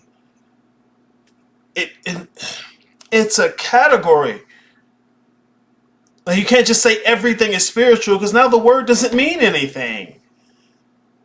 It's a category. And the category has to be pointing to a distinction.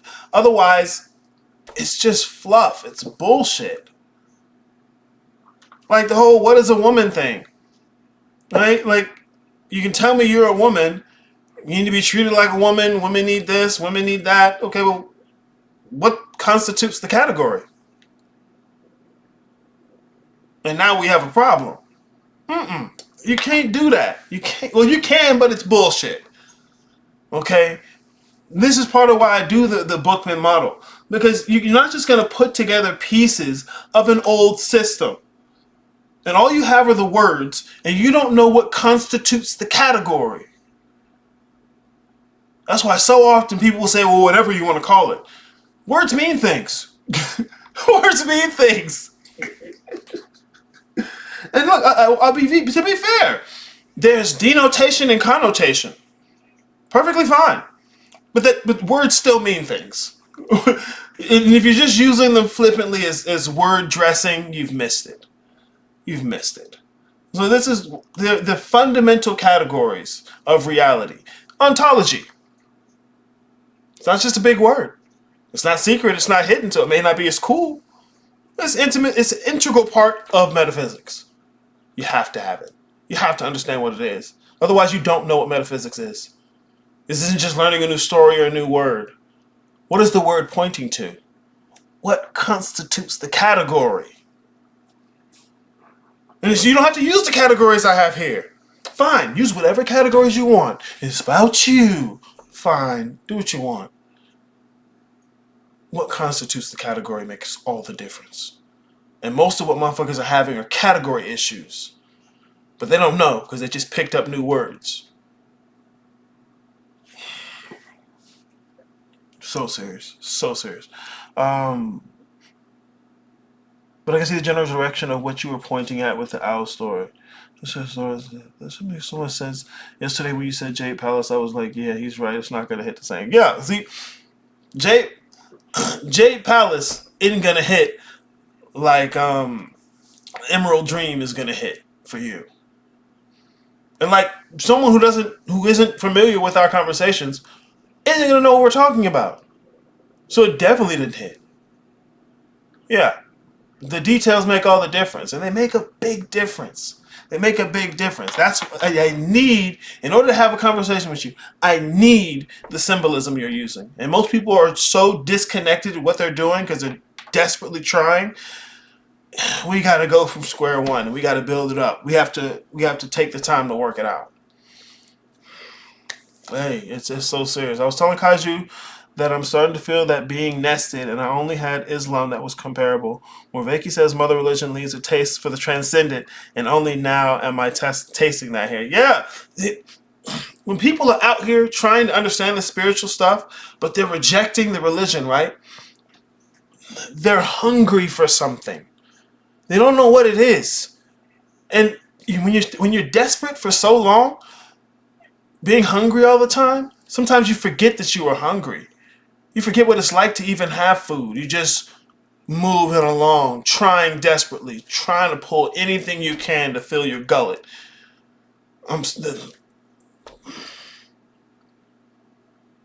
Poor babies are starving. And motherfuckers is just feeding them bullshit. And they don't know the difference. They don't know the difference. Motherfuckers is out here desperate, been hungry for so long, don't even remember what the fuck going on. The details make all the difference, guys. I'm so serious. My Flame, good to see you in the chat. When you become that larger narrative, would you say that that's the path of the father or path of the child? This is Gerald, by the way. Oh, I'm typing on someone else's phone because I can't log in on here. So I missed for a while, but I've been back. All right, Maya. No, I get you. It's not that you become the narrative, because a you is part of a narrative. First and foremost, the details. You got to be impeccable with your word. It makes all the difference. But first of all, what's going to happen is what narrative that you is part of is what changes. See, what's going to make the distinction between path of the child or path of the father or path of the mother is what you that is. Okay? Here, look. No, this is in here. This is private side of the guild. In the black books. See, I don't need to read nobody else's book, bro. It's not because I never read the books. No. I give you original content, nigga. Fuck out of here. Here, look. Okay, here. No, it's down here. It's down here. I'm going to show you the methodological maps. Boom. Look. A you, okay? This is what's changing. This is path of the father. This is always going to be a you. Well, this is path of the child, excuse me. All right? What that you is basically that personality shadow complex, okay? We've already worked past the axioms, and most people haven't really farther than the axioms because they still conflate personality and shadow with the physical body. It's me. No, slow down. Look.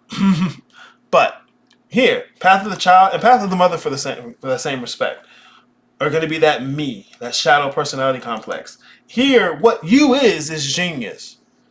Okay, so just in this work in general, you, because it's a part of a narrative, is what can shift from narrative to narrative.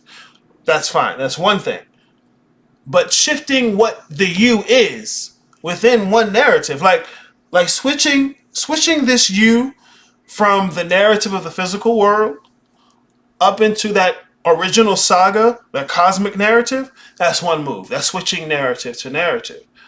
But the you didn't change. Changed narratives, but it didn't change what it was. Changing what that you is, so it's a different role in that cosmic narrative. All right, and look, path of the child, mother and father. This isn't a progression. It's not one is better than the other. It's I eventually got to get to the other one. This is how I know when I'm advanced. No. 3 angles of approach to the same thing. If you've been driving on the expressway going to work for the last 10 years, you taking the subway isn't progression. It's a different angle of approach to the same place. Left-hand path, right-hand path, middle path, these are angles of approach. Path of the child, path of the father, path of the mother. These are angles of approach. It is not that one is better than the other. It's not that you have to progress to the next one. Different angles of approach to the same damn thing. You're not going to get more points doing it path of the father. It's going to hurt more. It's going to hurt more. Okay? So yeah, switching that you to a different narrative is one thing. Switching that you to a different aspect or role in the narrative is a whole other thing. That's a whole other thing. And you're only going to be so much the new thing you've switched to as you're no longer the old thing. So you can't hold on to both. You can't serve 2 masters. You can't just hold on to the parts that are convenient and fun and exciting. Mm-mm.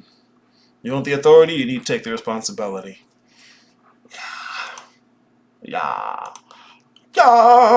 Whose song is that? That's somebody's song.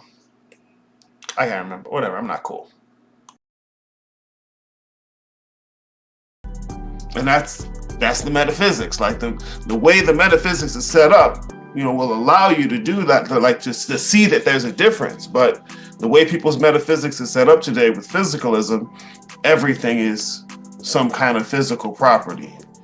That's what makes it real for that metaphysics. And it's not this, because I don't try to tell you guys to reject the physical world, but you got to reframe how you're perceiving these things, with the categories. Yeah, because it helped.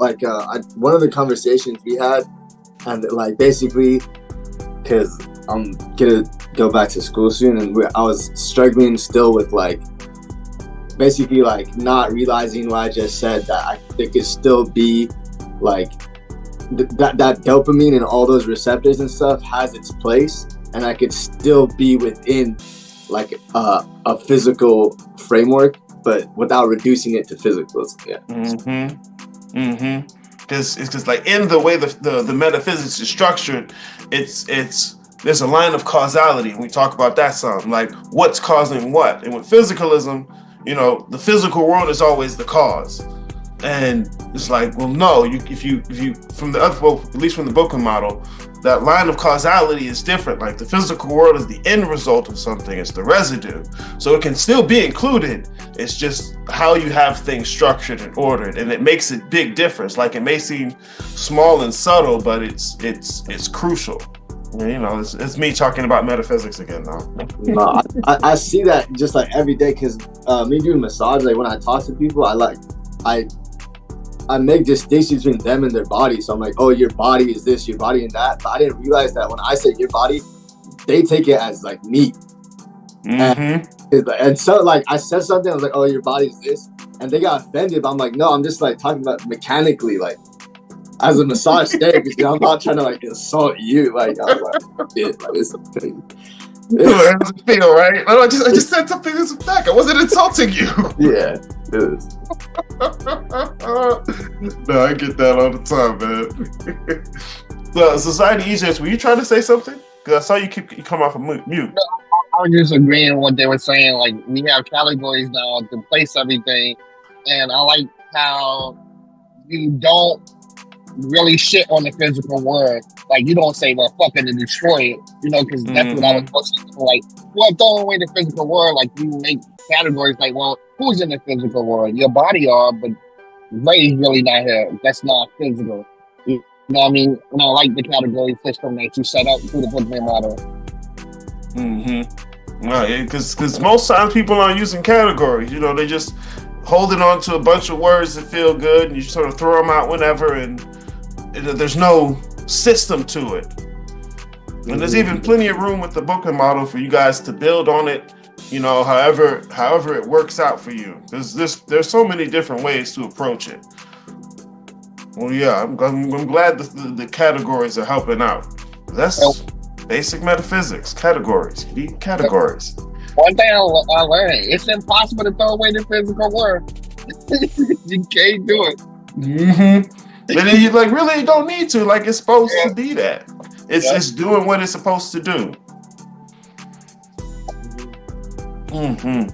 What helped me with that is because that was one of my issues that I was struggling with initially was seeing the importance of the physical world, because once you tap into spirituality, it's very easy to say fuck the physical world, right? Or to not see the importance of your physical life as something that's a part of this work.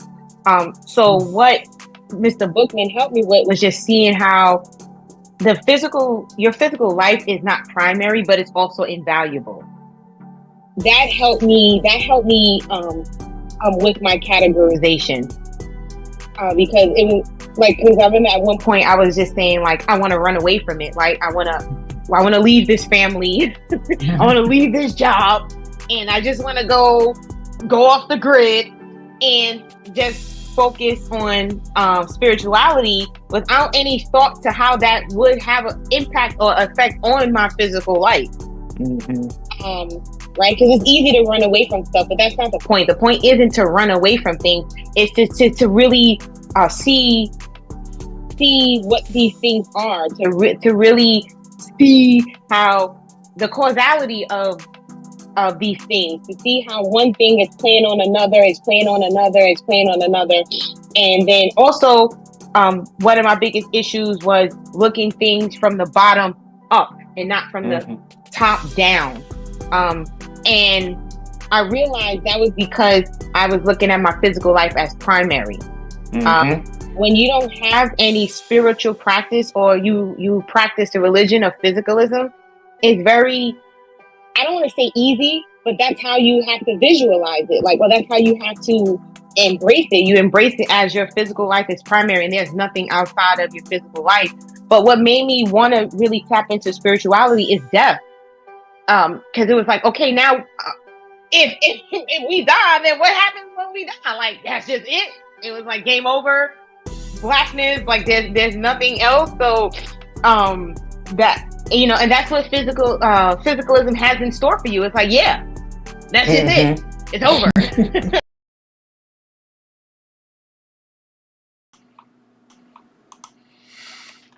Yeah, this shit makes all the difference. I'm so serious. It's a damn shame these other teachers don't teach metaphysics. They have the audacity to teach. The shape and structure of that metaphysics makes all the fucking difference. Causality.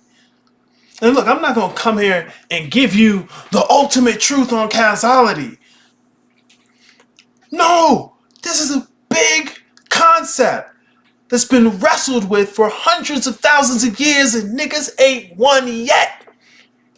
I'm not gonna flex like I win, but I'm gonna tell you how important it is. I'm gonna show you why it's important, why it makes all the difference, and how I can see what you're doing. Man, please, motherfuckers want the answers to questions that are so big you can't see the edges of the question. Fuck out of here. You need to learn how to navigate these questions before you even expect that you could understand an answer. Short-sighted, naive, arrogant. Short-sighted, naive, arrogant. Yeah, I'm not gonna tell you to get rid of the physical world. I remember one dude came on my YouTube. He was upset because the way I was talking about chakras wasn't like how he was. He watched a 1-minute clip of a long video. Didn't watch the long video. And was like, this is the dumbest thing I ever heard. We all know. And then start talking about the glands, right? I'm like, no, dude, you misinterpreted. Chakras aren't something in the body. And like most people do when they don't understand and don't want to have to know, they don't understand. Well, you can't reject the physical world. It's part of this. And I'm like, yeah, you're right. You're right. It is part of it. That's not what I'm saying. Like, you're misinterpreting the entire map. And if you misinterpret the map, he misinterpreted everything else. But it's okay, because that little interaction got me to do the transcendental substratum video. I love when niggas use words they don't know what they mean. Transcendental substratum. Like, you realize you just made my point? You don't know what those words mean. You're repeating them. It's natural law. Substratum, that's transcendental. A stratum, substratum, below, substratum, that's transcendental. Oh my God. Get the fuck out of here. You made my point, dude. You tried to put the whole thing in the substratum. And like, no, that substratum, even though it's a substratum, is transcendental. So if you're looking at the map, it's also transcendental, meaning it's stretching the whole gambit of that transcendental. But when niggas don't know what the words are they use and they just repeating stuff, it's awful. But then this is what I'm saying. Then y'all don't know that you look ridiculous because everybody from your group, check, fired, facts. Like a bunch of little kids making mud pie, and no matter what you do with your mud pie, the other little kids, oh, yours is good. That's a great job. You see the one I did? You gonna walk into a bakery with your chest out and your mud pie, looking at my pie, where your sticks at? Nah, see, you messing up. This is the ugliest pie I ever seen. Like, you ain't got no sticks, no leaves. Is that cherry? Really? Bus stop. But it's what niggas do. So yeah, your physical life is not primary. It's necessary, so you can't get rid of it. No disassociating, no rising above and floating away. Get over here. You need it. It's invaluable. It's just not primary. It's not the center of all this. It's not the important thing. That doesn't mean it has no importance and you need to throw it away. No. You don't throw the baby out with the bathwater. The baby was the whole point of having the bathwater. What you have to do is learn to distinguish between baby and bathwater. I know that little motherfucker was just nasty, all in there. There's just shit everywhere, and you can't tell what's what. And it just seems easier to just pull the plug and let all that shit go down the drain. You need to learn to distinguish between them. You have to learn how to discern. And no, it's not easy. Were you expecting easy? Probably. Not going to get it today. So yeah, the physical world isn't primary. It's invaluable. It's doing exactly what it's supposed to. It's just not primary. It's just not primary. And most of that you has been treating it as though it's primary. So you need a little tuning up. I'm telling you guys, don't try and jump straight to the path of the Father, because you're just gonna trip yourself even harder. I know. Or whatever, right? I noticed that with Path of the Father, the responsibility of that is difficult to bear, especially with your day-to-day life. Yeah. Don't go to the elephant graveyard. It's not that you'll never be capable of doing it. I know. I'm telling you. You don't want this. You don't want this. But do what you want to do. It's going to be much more difficult than you imagine, especially when you're doing it right. And not just grabbing what's convenient and what's nice for the aesthetic. So serious. What's fun and exciting. Whatever. No. Stop being a dick.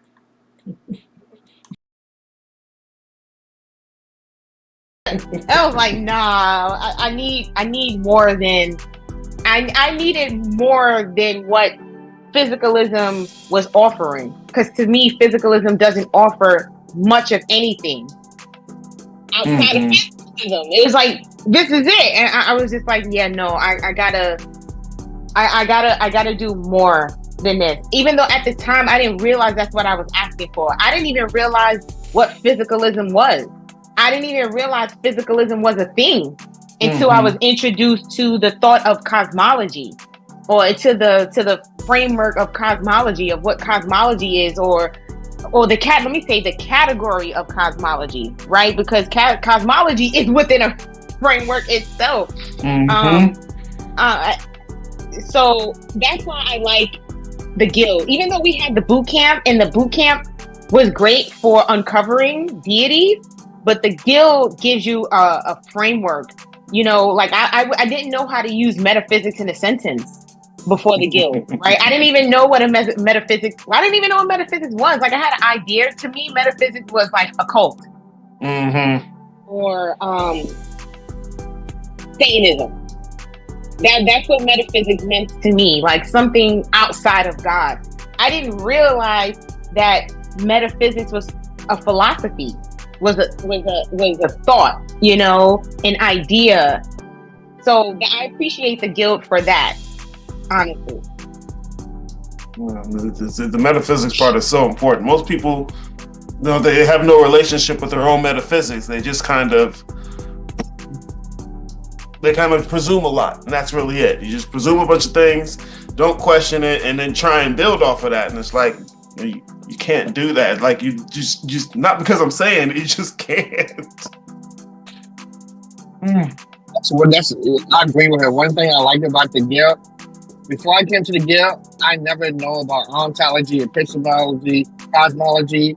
Like I heard them, but I never knew how all these things come together and train the framework I was using with Christianity, and it was like more so of a healing process.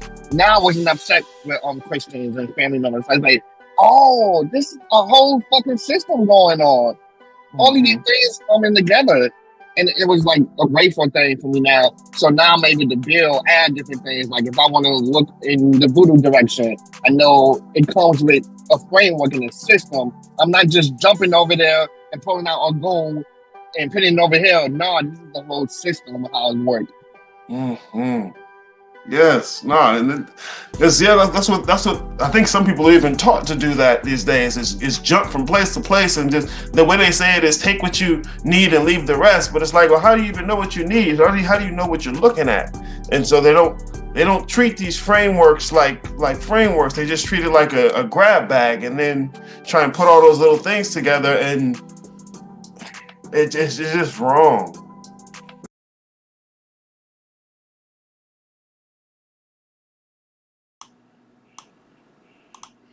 If I speak plain English, I teach you about stuff you can go look up. You don't need to go get a special mystical secret book at the back of Amazon. Nah, you don't need that. You can look this stuff up. It's not hidden.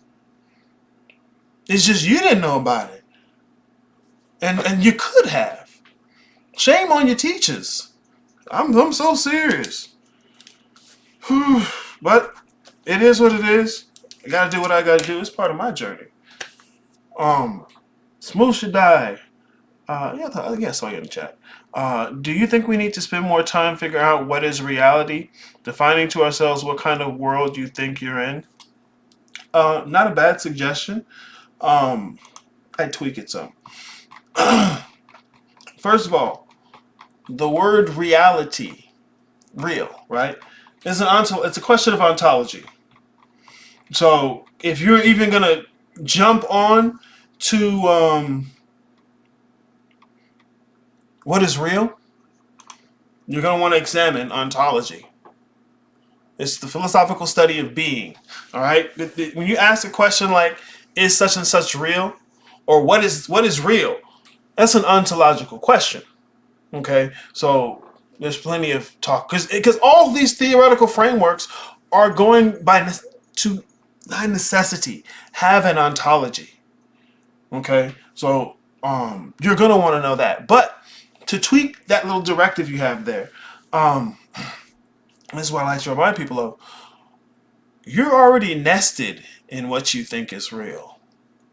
So as opposed to trying to fashion some new thing right away, you want to really examine what's in your pocket. How do I do that? How do I figure out what I think is real? What are you scared of? See, nobody's scared of something they don't think is real. Nobody's scared of something they don't think of is real. So if you're having trouble figuring out, well, what do I really believe?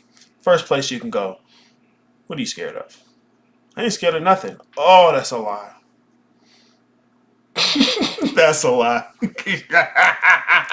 Look, start losing a few things in life. Hold on, what's going on? Yeah, I thought you weren't scared of nothing. Uh-huh. On the other side of what you fear, easy way to begin touching what you believe. And the shadow work helps with that, with the figuring out what you really believe. Okay? Because you're cleaning off the lens that you use to examine and perceive the world. And especially when that lens has been cleansed off, you can actually view the lens. And that's what you really want to do, because that lens is what you believe. That is the framing of your metaphysics for your worldview. Okay?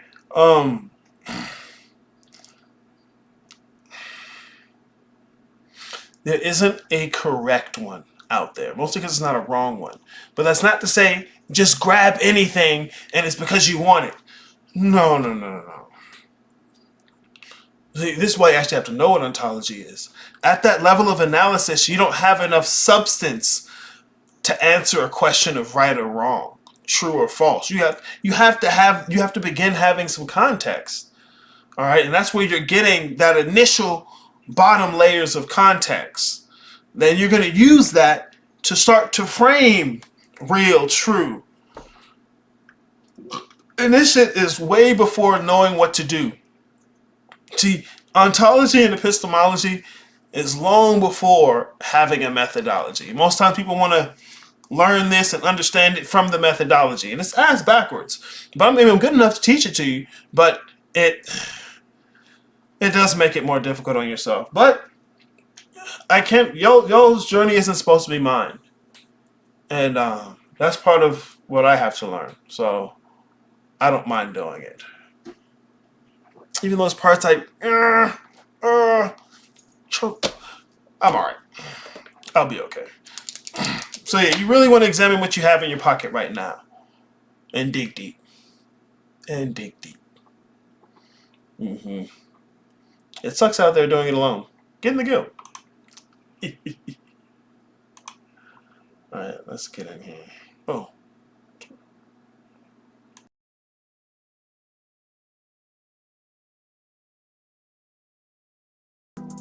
It's just wrong. But that's what I like to teach you guys is how to understand the framework, how to recognize it. So even if you don't want to fuck with the framework I got, you want to go to another framework, you at least have the tools to get a grasp of it, to grip it, and not just be picking and flopping around in there. Yeah, I would say so what I did with the first season of the guild, when we were talking about the existential essentials, and how you broke it down for Christianity. So what I did was I broke it down for myself, right? I took Aaliyah's narrative and I thought about the ontology of physicalism. I didn't realize it was physicalism that I was breaking down though. But I looked at the ontology of Aaliyah's life, the epistemology of Aaliyah's life, and the narrative of Aaliyah's life. And I was like, hey, yo, I'm a physicalist. I was like, oh, snap. Like, and you don't realize you have these beliefs. You don't. You're thinking like, oh, I'm just going about my day-to-day life. And doing that exercise for myself and just, seeing where looking at my own personal metaphysics, that helps a lot because you're able to reframe your metaphysics, right? Because you can't reframe your metaphysics if you don't know what your initial metaphysics is, regardless of you're aware of it. But you have to be aware of that first. So, like, I would recommend anybody, like, literally take those existential essentials, break that shit down, but break it down for yourself so you can see where your primary focus of thinking is. And that helped me get a better understanding of this existential essential, even though I'm still working on that shit, But yeah. Yeah, no, it's super important. I can say to do it, but until you do it for yourself, it makes a big difference. Because the main issue people have right now is that their metaphysics is in need of a reframing, and you can't reframe something if you don't see it first, if you don't grab it. You can't just grab a bunch of new words because you don't know how to fit them. They have to fit together for them to really be real.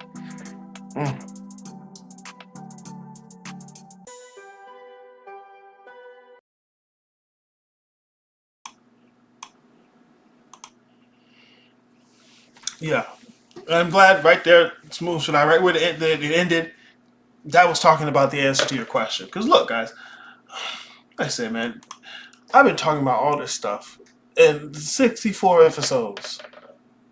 65. I'm getting up there. These are the last 3 episodes of this show. I'm so serious. I've been talking about it. I leave it. I give it to you for free so you can have it. This right here, if you understand this, you can understand anybody's framework. That's what I'm trying to set you up for. Not to understand mine. You can. I'd love for you to. I made it specifically for people with a Western mind frame. It's not even fully fleshed out. So you can flesh it out. It's a bare bones model. It's just a skeleton. I made it specifically for niggas to do what they say they want to do. But as soon as you let them do what they want to do, oh my God, I'm scared. This is crazy. There's so much here. Yeah, I know. A body is so much more than a skeleton. Duh. But anyways.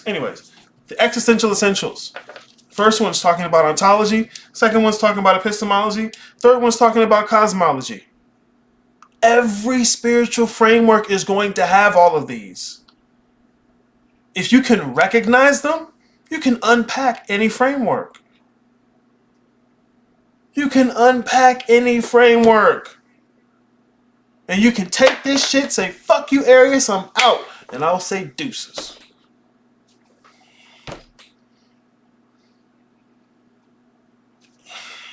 It could all be so simple. I'm so serious, bro. I give it to you straight. I speak plain English. I say things you can look up. I'll even walk you through it for free.